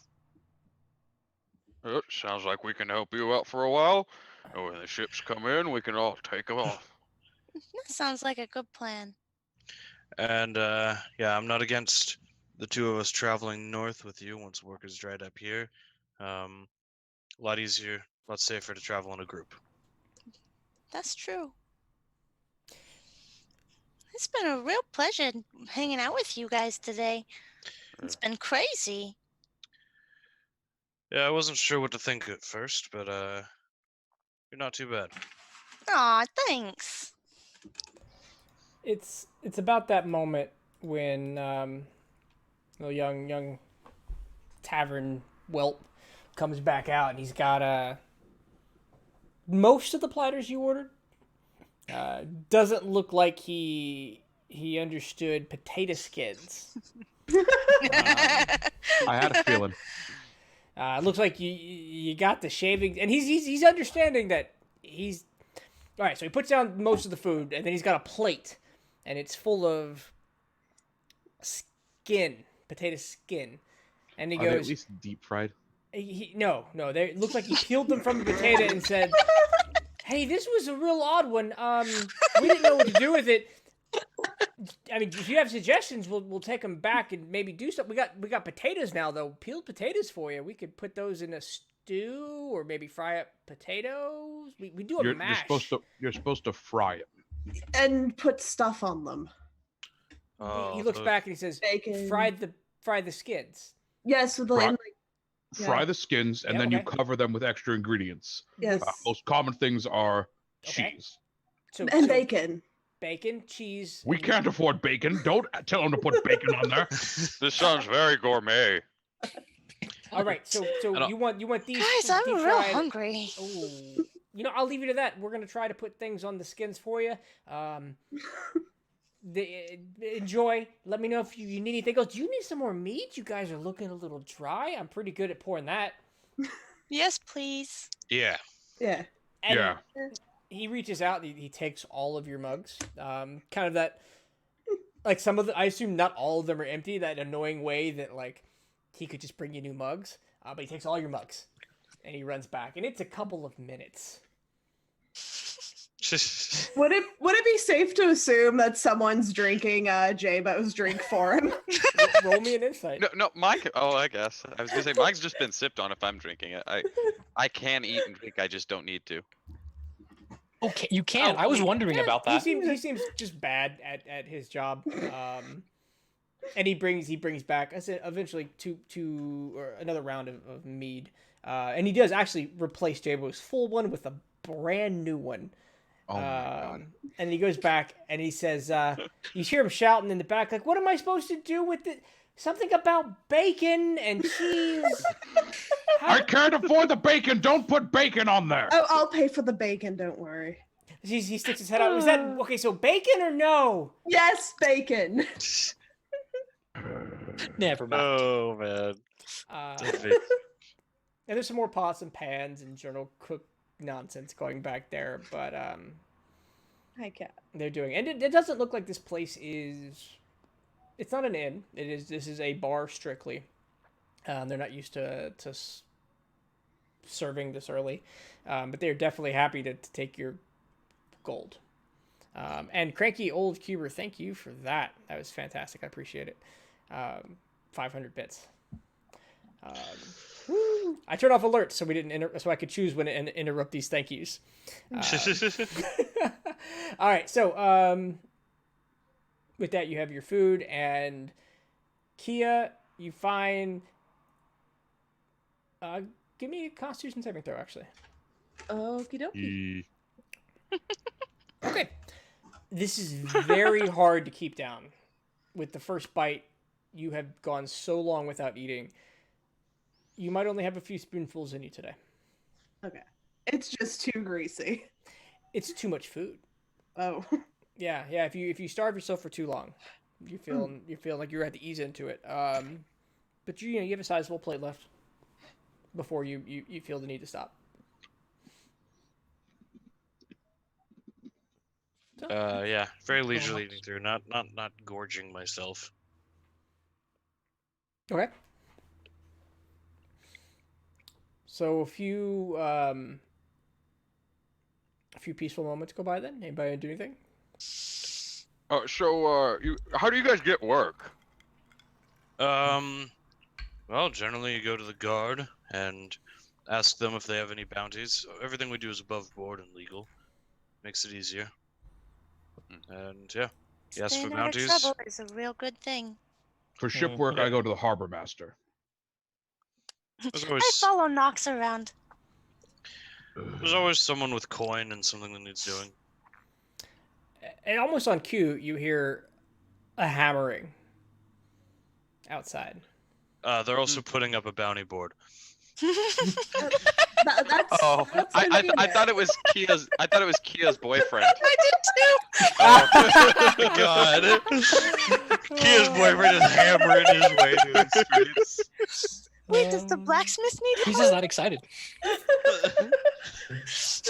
Jesus Now, Christ. now all I can think of is I'm gonna give her the hammer. Penis comes back. My fist. The hammer's my penis. Damn I it. fucking love that. I love Dr. Horrible. It's a great show. If you haven't seen it, go do it. They did a lot with no money. Yeah, so the hammering, it's a bit. You hear some shoveling. It sounds like posts being slammed into the ground. It's kind of the cacophony of sounds that and the passerbyers outside that you get with your meal. But you all have a good meal. Take the time, the grease, and the potatoes end up coming out, and they are. It looks like they had a discussion back there, and they didn't just give you skin with bacon and cheese on top. They actually gave you potatoes, something relatively close to modern potato skin. It looks like you didn't invent the potato skin, but this particular establishment has never dealt in it. They were happy Right. to do it, but shortly after delivering them, the lad comes back out and timidly places a slip of paper on the table and scoots it into the center and then backs up. And then goes to the back really quickly. Nox will grab the bill and look at it. Yeah. So the total bill comes to 6 gold. And it is itemized, and bacon is listed as its own gold. Bacon is 1 gold. I will slip him a gold. Um, And then pat him on the shoulder like, I told you I'd cover the bacon. All right. but it's itemized pretty well. I mean, nothing's overpriced except maybe the bacon. That's fair enough. But yeah, Nox puts 5 coins on the table, next to the extra coin for the bacon. There's that little line at the bottom that's like tip percentages: 10%, 20%, 25%. Oh, they know percentages here. He's really smart. I'll cover the tip. I'll reach for it and I'll slide Nox back one of his gold and put one of my own down to replace it. Oh, thank you. Guys, can somebody do the math for me? What, I'll what just math shrug. are you trying to do? The think- percentage. I'll look at Kester and be like, "You're good at math." Oh, I don't want to do the math. Would it be like just 12 a silver gold. sounds good. No, just put down a gold. Holy crap! What kind of tips are you giving? Apparently, I'm she's bad at loaded. Math. What we got? See, and that's why I asked 6 somebody else gold? to do the math for me. I agree. 12 silver. All right, I'll do that. It's 20%. It's actually more than leaving your gold. All right. Wait, what? Never mind. You're not very Every nice, gold are you? is The gold is 10 silver. I feel like you're making fun of the fact that I'm not very smart. No, of course we would never do that.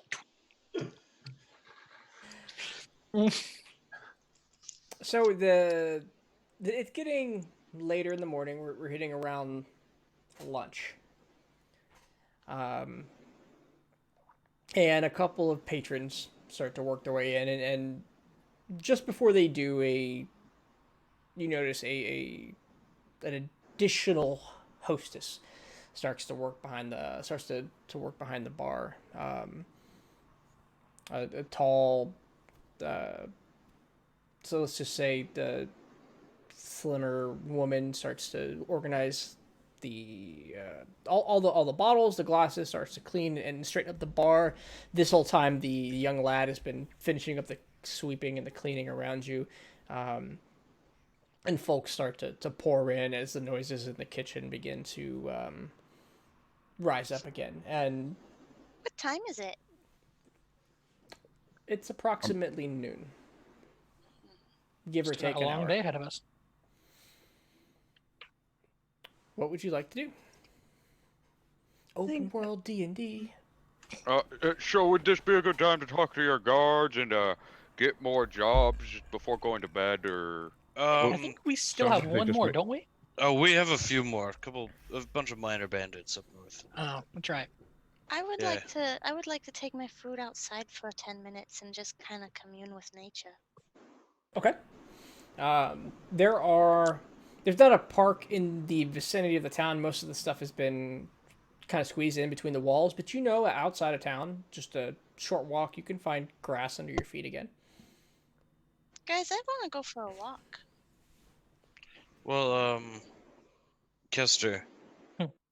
you had some shopping you needed to get done? Yes, I do actually. I got a couple items I need to pick up. You want to go? You want to go for a walkabout? Sure.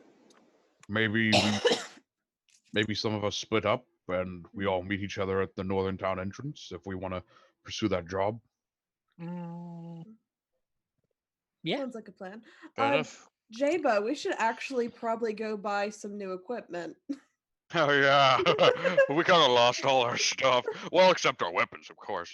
Yeah, those were on. Oh, and our clothing, and I guess our dignity. We kept that. I don't know about the last one. Oh no, we still have that. I don't know. You didn't see how funny it was dragging Jabo down the stairs. Oh, I bet How that do was you decide if hilarious. one kept? How do you decide if one kept one's dignity? Oh, I you don't just believe that you do. Okay, it's all belief. Got it. Okay, so what do you do? Well, what do you need to get there, friend? For now, I would like to pick up a brass brazier and some charcoal. Oh, all right. I know a nice little shop, right, Casey? Yes, you do. Wow, I feel attacked. I feel personally That was attacked. so much shade. That was Wow. Right, Casey? okay. There was Yeah, maliciousness right under afterwards. Nox is gonna speak up here. I can loan you those items if you need them. You have some. I'm a priest. That's true. I appreciate the offer, but how much do you have? It says I have a block. It does not specify how much a block is. You have a block of charcoal?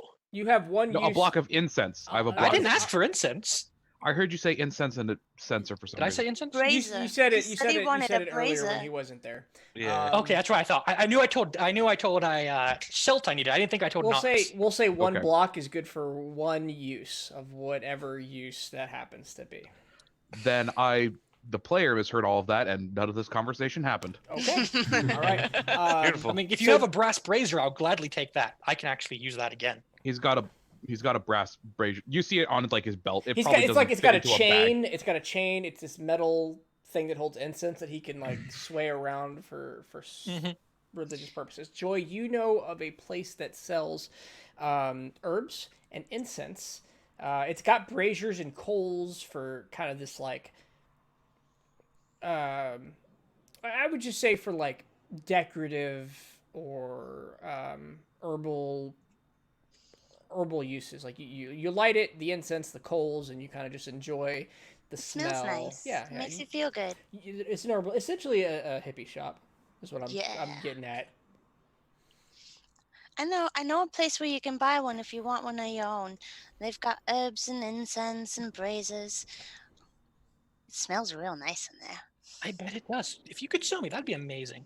Yeah, we can go there. It always Sweet. makes me feel better being around all the plants, even if they're dead. Hey, Kester. Hmm. I think it's time though that we have one quick little conversation. Of course. I think it's time you get yourself a crossbow or something. Yeah, that's fair. If you pass me that purse that I just gave you with the payment, and I'll go. I'll pass it to Carlos. I'll be back with something for you. Okay.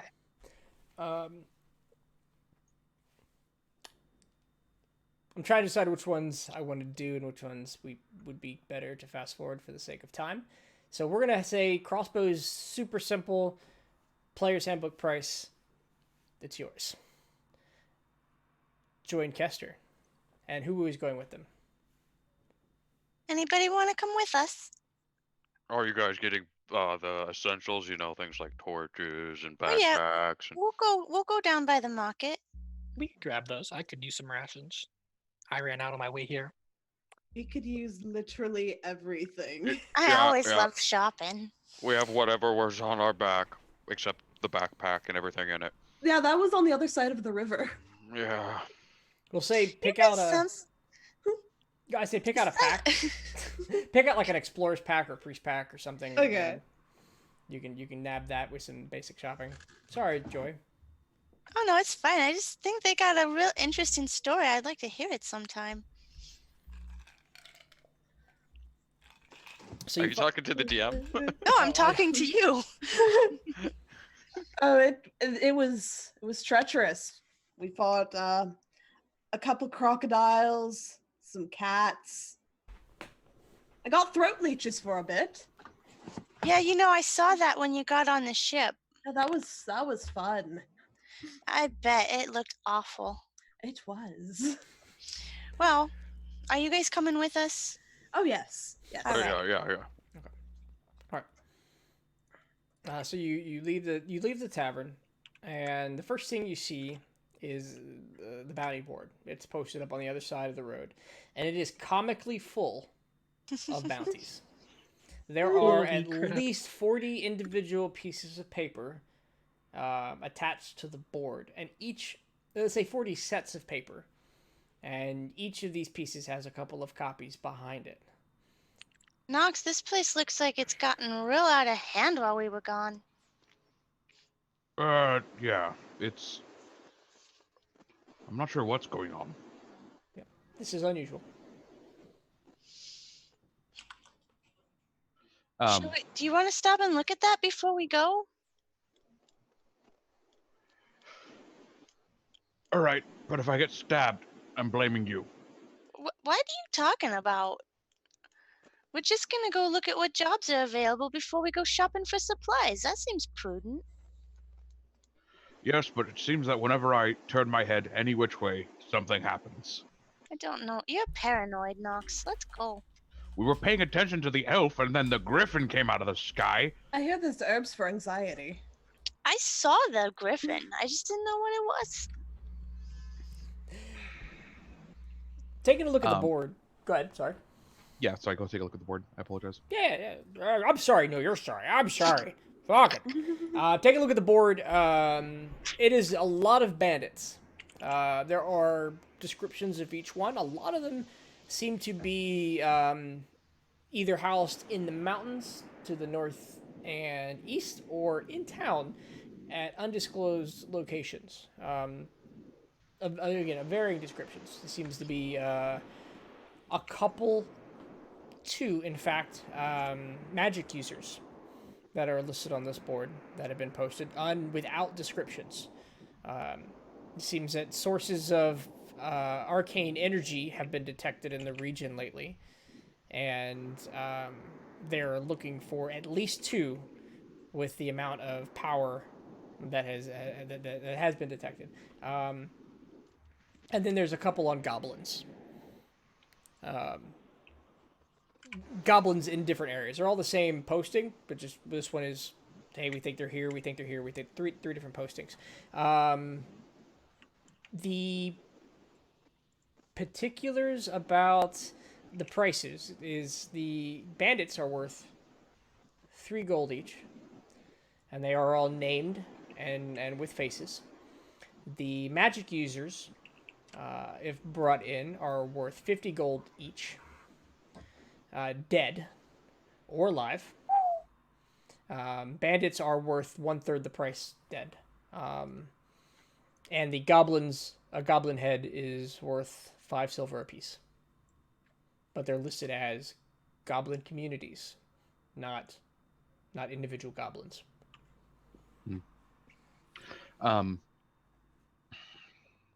There's nothing whatsoever on the magic users.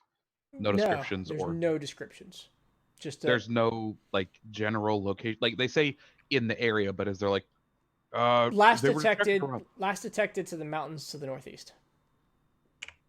Okay. Well, mountains are cold, right? Hills, mountains. Sometimes. Joy, they're close. You know, they're about a day's travel. When you say northeast, Not do you very mean far. the dragon one here? No. I mean, let me go to the map. I mean more like right here. Like you're here and they're right here. It's not a far travel. It's like here. Right. What did you Okay. say the gold was on the goblins? 5 silver apiece. Thank you. Thank you.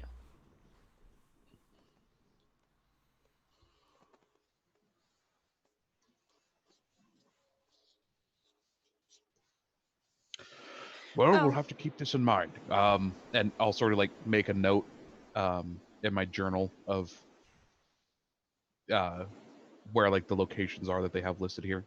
Okay. Oh, is Nox by himself right now, or are we all, or the You all kind of shopping walked group out at the board? at the same time, and then you can split from here. Okay, cool. I mean, at that point, it's more like, Nox, don't worry, you just take the whole page. Oh. You know, because, you know, it's better to carry it with you than to have notes, and they want the bill of sale and stuff. And that way no one else can take it. Yeah, that too. Well, that's why there's multiple copies. Then you take them all. Well, Let's that's not do that. mean. I feel like we get in trouble for that one. Only if you get caught. You realize we still have to turn in the bill, right? We're on Only one.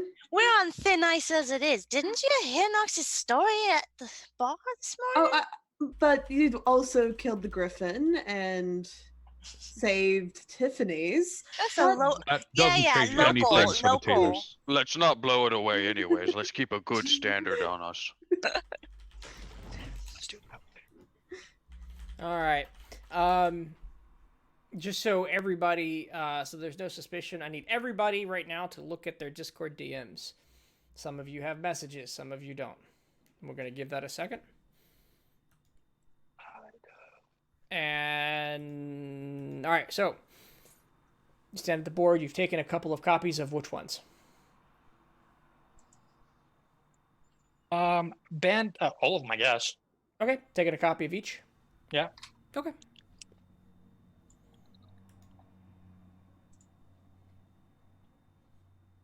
All right. So one group's going. So who are we shopping as a giant group? Are we gonna? How do you want to do it? I guess for the sake of time, let's just do the herbalism shop. Yeah. Okay. Everybody else, if you want to pick a player's handbook, take a look at the prices, get your explorers packs or whatever packs you want to choose. To replace your goods, Shelt, you get the crossbow bolts, no problem. And the party finds himself at the door front of herbs and things. This isn't working. I didn't even have to ask. Herbs and things. Herbs. Okay. The best herbs in town. And I got this thing that one of you has sent me, and I'm gonna do that. Okay, I'm gonna let's see.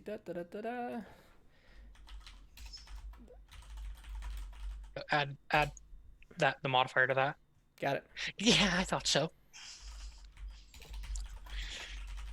Okay. You're just giving yourself away. I'm trying to be all sneaky. I know. Fair enough. So you find yourself at the front of Herbs and Things, and it is this. It's kind of run down. It looks not well kept. Not ancient or in horrible amounts of disrepair, but messy. And as you walk in, the little bell rings, and the shelves are full of plants and pots, vases and incense sticks. I guess what I'm getting at is this is a head shop, and at the counter is this dwarf, and he is kind of leaned back in a chair. He's got his hair pulled back into a tight bun. His beard is real short but gnarly. And as you walk in, he looks to you and says, "Hey, Hey. hey." Hey, it's good to see you. Hey, it's Joy. Have you got? Oh, hey, Joy. Oh, How you man. doing? Oh, I'm chill. How are you doing? Oh, I'm doing great. I got some new friends. They're looking to get a brass brazier here. He leans in and he says, "Are they chill?" Yeah, Hey. I think so. Knox sort of skirts around the back of the store because he knows he doesn't like this dwarf. He doesn't like interacting with this dwarf, but he's still gonna stay near his friends. Okay. Knox No. is outside. Okay, I like that. You were looking for some braziers. All right, we got that. We got this one looks like, man, this one looks like a flower. Oh, that one's real pretty. Isn't it? Man, just the other day, man, Ashley came in here. She just made this one in her pottery class. It was so good. I bought it. Nice. Over here, this one's rad, man. It looks like a skull. Well, I don't know what kind he's looking for, but those are real nice. They're very nice. We'll take Well, how much? Oh man, look, how much you got? I asked the price. Oh man, he's one of these guys. All right, we got prices. We got prices. Give me a charisma check, please. Damn this guy. I like this guy. Tom, I need the standard prices for braziers and incense and charcoal, please. That's beautiful.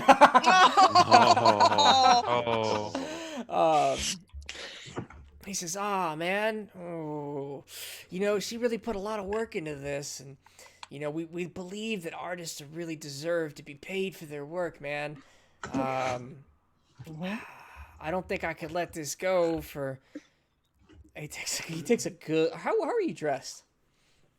Me? Yeah.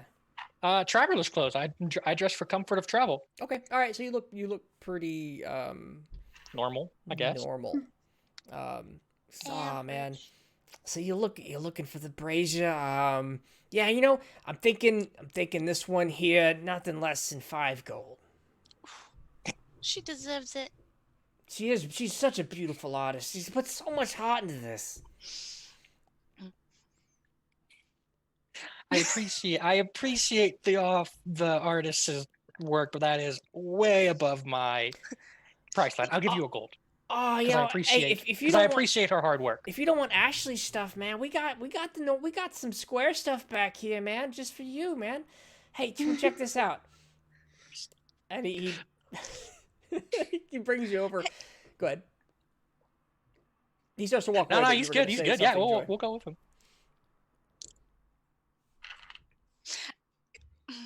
No, I got nothing. Oh my god. You know, I'm actually kind of glad this guy's like this. I can probably get away with a little more. He says, "All right, man. Hey, that's cool. Hey, how about this?" And he reaches down, and it is a black, essentially like this. It looks like a black cauldron, with the grates in the bottom for the coals and the burning. It is just flat black. Is there a horned king to go with it too? And a Is word there a king? pointy hat to go? Can I get a pointy hat with this? You feel like it might fit the theme of a pointy hat, and he goes, "Oh man, you want? We got some hats." No, I don't want the pointy hat. Do you want Hey, the? do you want so the- is that's brass, right? Yeah, it's brass. I mean, I think. He comes up and he licks it and bites on it. It tastes like brass. You know, we'll start with the charcoal and the incense. I'll just borrow your friends. Because oh my god, The herbs here are real good. I Are they? promise. It's what they specialize in. I want what he has. It might help. What else you looking for, man? Can I interest you in some vases? No, not this time. We got I some just want some. nice glassware, man. How about herbs and incense? Ah, you're in a good spot, man. Hey, I bet. what are you looking for? Herbs and incense? Like you got a flavor? You I'd know, like to have some more of what I had last time. Oh, all right. Little bit of the milk. Okay. I'll take some of the lavender for the incense. I've always been fond of that flavor. And he goes to the shelves and he starts picking stems and branches right off of the potted plants, and he begins to shuffle them, sort them out, shuffle them around. He sets them in a couple of bags. It's all right. We got the milk. We got the lavender. Hey, what was this guy's name again? This guy's name was Steven. Hey, Steven, I've been reading about a couple of herbs. I was wondering if you could help me get them, or if you knew anybody that might be able to get them. Oh, that's gnarly. What are we talking about? Well, one of them I'm looking for is orange blossom, and the other one was something frost, like frost willow, I think. Let me give him a nature check. How good is this guy? Do those flowers ring a bell from back when I used to might be part of that continent? The orange flowers you said? Orange blossoms. Orange and frost blossoms. willow. Orange blossoms. I have them written down somewhere if that's not what they are, but Not by name, but if you ever came across the picture, you might recognize seeing them. Absolutely. So I might have a picture of them in my book. So what he brings you? He brings you some incense, but it is not enough incense for what you're looking to do, Castor. You immediately recognize that problem, and he says, "All right, hey, this is I gotta. This is the good stuff here with the lavender. It's gonna be 3 gold. Joy with the milk. Hey, you got the family and friends discount, 2.5 thanks, gold. Steven. Yeah, you keep bringing friends here. We'll see what we can do about just making that the family discount." He gives you a wink. I ship it. Outside Knox just feels fury for no reason. Growing fury, I like it. Nox just outside, like all of a sudden, I want to kill somebody. I feel the need to use my hammer on someone's knees. Steve, I want some. Can I get more of these incense? I just need a lot. I got a friend's house I have to light up and make it smell nice. Oh yeah, man, we got so much. Yeah. You know you're gonna. I'm you gonna can ask the mix the question, flavors. but I'm gonna give you the answer. Like you're gonna need 10 times this. I'm gonna need 10 times this. Holy fuck! So much for 10 gold's worth. Is that the official price? Is 10 gold worth? Yeah, the official price. I need 10 Yeah. gold All worth right, of incense, you charcoal, need and 3 times herbs. this. Yeah. Okay. So he'll. All right, man. Hey, how about just tell me when to stop, and he'll start picking various Yep. herbs and flavors. Just keep going. Yeah, Keep man. going. Yeah. All right. What? Oh man, this one's good. We call this one Thorn Willow. That sounds cool. Give Ooh, me some of that that. sounds nice. You want some Actually, too, Joy? like- I can add it to the. Yeah, I'll take some Hey, of That's that. what I'm talking about. And he pulls out some more. And this incense is thorned. That's And cool. he moves it over. He sorts it. All right. So hey, we're gonna up that another 5 silver for you, Yeah, Joy. no problem. Hey, what'd you say your name was, Square? Hey, don't call him a square. Be nicer than that, Steven. Hey, you make fun of your friends. This is what you do with friends. Yeah, You know yeah. we're friends. be a little nicer, honey. All right. You can call me Drake. Yeah, hey, Drake. Nice to meet you, Drake. Hey, this one's it's gonna be 10. 10 gold? That works.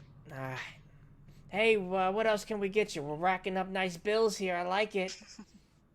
I think that's about all I need right now, Steven. I think that's all I'll need too, Hey, Steven. thank you, Drizzle. Thank you, Joy. I appreciate it. 3 gold. Drizzle Drake. Hey, I hear. Hey guys, check it out. You know who's coming by Slippy's later tonight? Who's coming by Slippy's later Aw, tonight? man, Anthony Piles is dropping by. He's gonna lay some beats. I'm gonna like it. Oh, that might be fun to check out. I think one of our friends has a date there tonight. Oh no, who's got the date? Is it the big guy? Nah, it's the elf. You'll get him eventually, fella. It's all right. Find you a good kettle.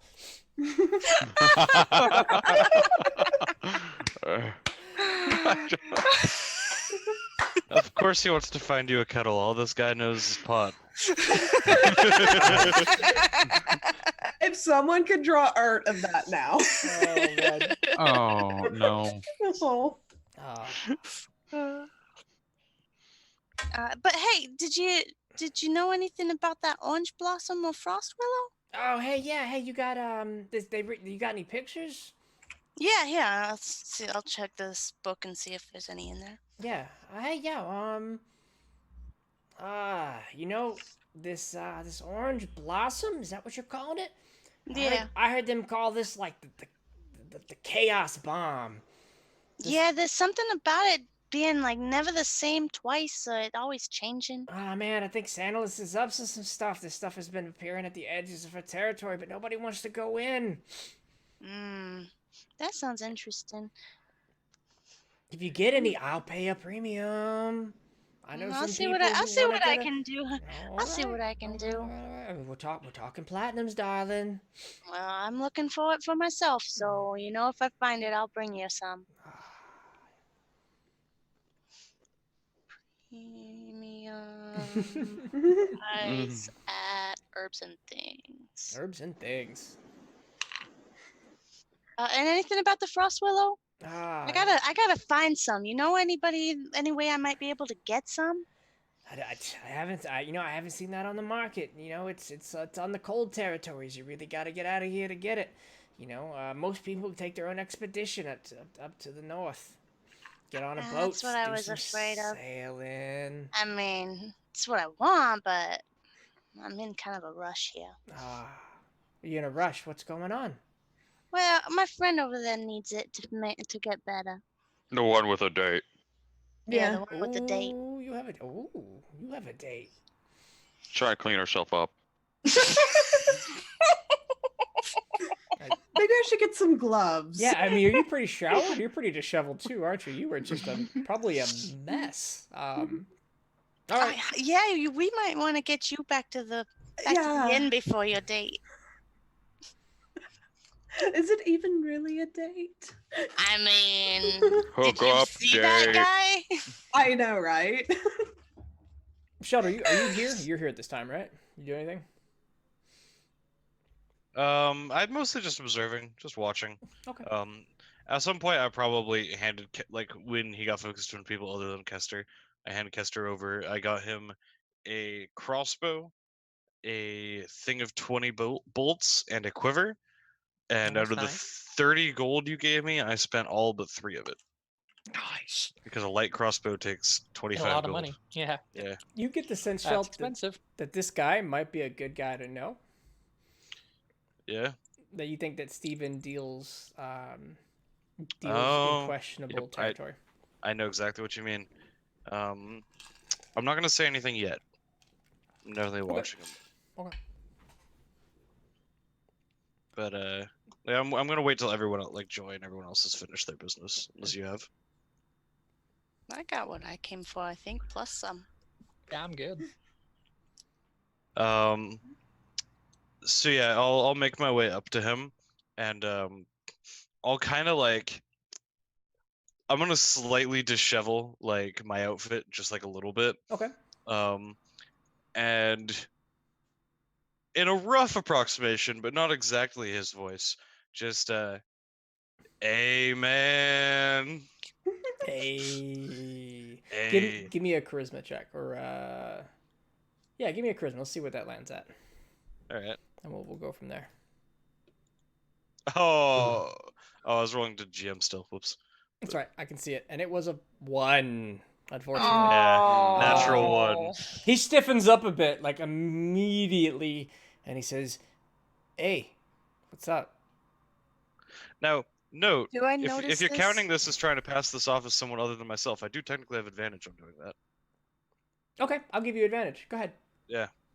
That makes So I'll sense. just roll it again. Yeah, it's because I have the actor feat. Yeah, no, yeah, absolutely. Don't let me. Okay, much better. Much better. Ooh, yeah. You do a much better approximation of his like laid back tone, the disheveledness of the noble outfit, and you kind of. Oh, I don't have the noble outfit today. Oh, you don't. Okay. Yeah. All right. So yeah, the disheveled nature. Hey, man. Hey, so like, I heard you dealing in like the herbs and stuff, but like, and I'll like lean in like I'm gonna whisper, but I don't actually like fully whisper. Like, got any of the like good stuff? He leans back for a moment and he says, "Hey, man, we're just selling." And as he's talking to you, he's reaching below the counter and he's bringing out a small card. Nah, man, we just handle medicinal herbs, incenses, the normal stuff. And he hands you a card. Yeah, and I'll just take the card. And I go, yeah, man, that stuff's good. You know what? I'll have to stop by again sometime. You have a good one. And on a 15, passive perception of 15 or higher will see the handoff. Nobody else will. All right. Hey, man, have a good time. Hey, come on back. Yeah, you too, man. Can And I I'll go ahead hang? and just Can I hang back? You may. You hang back a bit, and as everybody leaves, what do you do? Steve, what did you hand that? What'd you hand that gentleman? Ah, no, hey, he's just, oh, geez, hey, Joy, not nothing. That's just business card. Can I have Persuasion check. one? No. At advantage.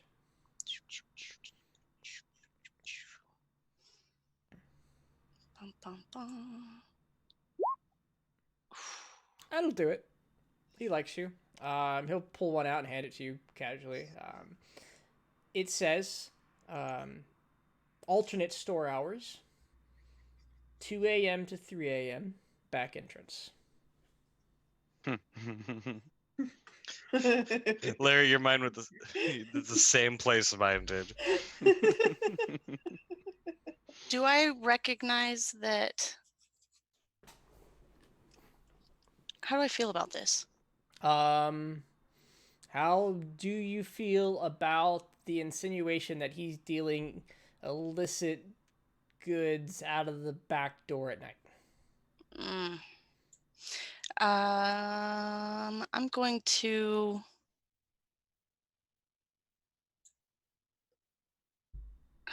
I don't. You know what? Never mind. I don't think I think I'm thinking too hard about this. Okay. All right. So with that, you are finished your shopping at the herbs and stuff. Mm-hmm. Okay. You all ready? Yeah. Yep. All right. Fire makes my skin crawl. He is kind of odd, isn't he? And Maybe you this should time stop it'll be sampling. because actor lets me do this. It'll be an absolute perfect like of his voice and just what's your problem with a man? Thank you, I Cheech think- and Chong, for everything I know about that. He's a real nice guy. He might just need to, lay off his product just a tad. Oh, They yes. say that. That I hear that a lot, actually. You don't sample your own goods. It's bad form. All right. I knew what- a guy who do you made need flying anything machines else? once. He said, never mind. I'm sorry. Bad joke. That's a really bad joke. All right. Do you So fly too close to the sun? finishing up No, your. no. Go ahead. I knew a guy who made flying machines once. He never rode in them. He told me never get high on your own supply. Oh my god. I'm not Fucking sure. I'm hell. not sure I'd want to fly in his Oh airplane. my I Don't wouldn't trust so. them. Yeah. Sorry Oh, about that. Man. That's a terrible. All right. So you have. Looks like starting to get into the early afternoon. You've actually just say mid afternoon. You have done a lot of shopping. You've recovered a bunch of goods. You have a little bit of a paycheck from the bounty. You have a date, a handful of bounties. What is it that you're looking to pursue? I should probably pursue getting clean. Okay. I think that Kester and I should return to our rooms. Be my guess. All right. So you have a place at the Three Ladies. Slippy's doesn't have an inn or a shower. There are a couple more taverns that exist in this place. It is a little bit of a tourist trap. No wonder it's full of bandits. Inside the city as well. And then, you know what? That actually seems like a fantastic place to put a cork in it for the night, guys. Yeah. Yeah. So, ladies and gentlemen, at the viewer screen, hello, thank you for watching. Everybody say thank you. Thank you.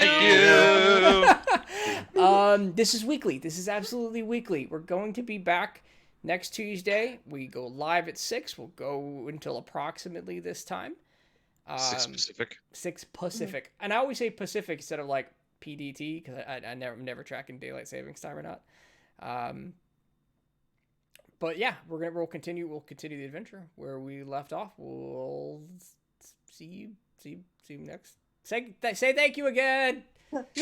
Can I Thank real you. quick? Yeah, Anything worse shout- than the outro was the Oh. intro. I was just gonna real quick just plug like I'm probably gonna stream a little bit tonight, so my Twitch is right under the video feed. If you want to throw me a follow, I'll probably be on there. Yeah, check out Scorpion Tanker on Twitch, Jamie on Facebook. Check out Amanda over on Twitter. Jamie's doing a fantastic job of reaching out to the community as our social media person. Follow this channel to get more notifications. I do weekend. I'm kicking up my Adventure League DMing on the weekend, but this is my priority here. I also do hangouts and gaming on Thursday. So, yeah. Thanks, guys. Yeah. Leave your comments and your feedback, and we'll go forward, man. Hey, thank you, guys. You guys were awesome. I guess I'm going to hit the outro button.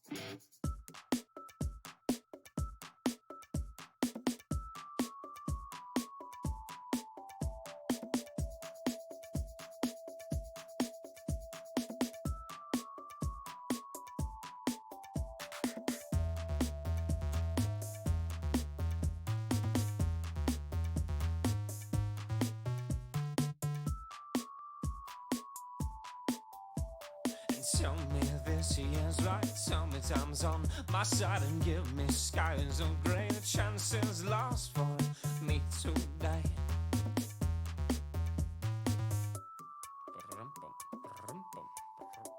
Don't tell me life is a crime. I'm done being sad all the time. Please stop.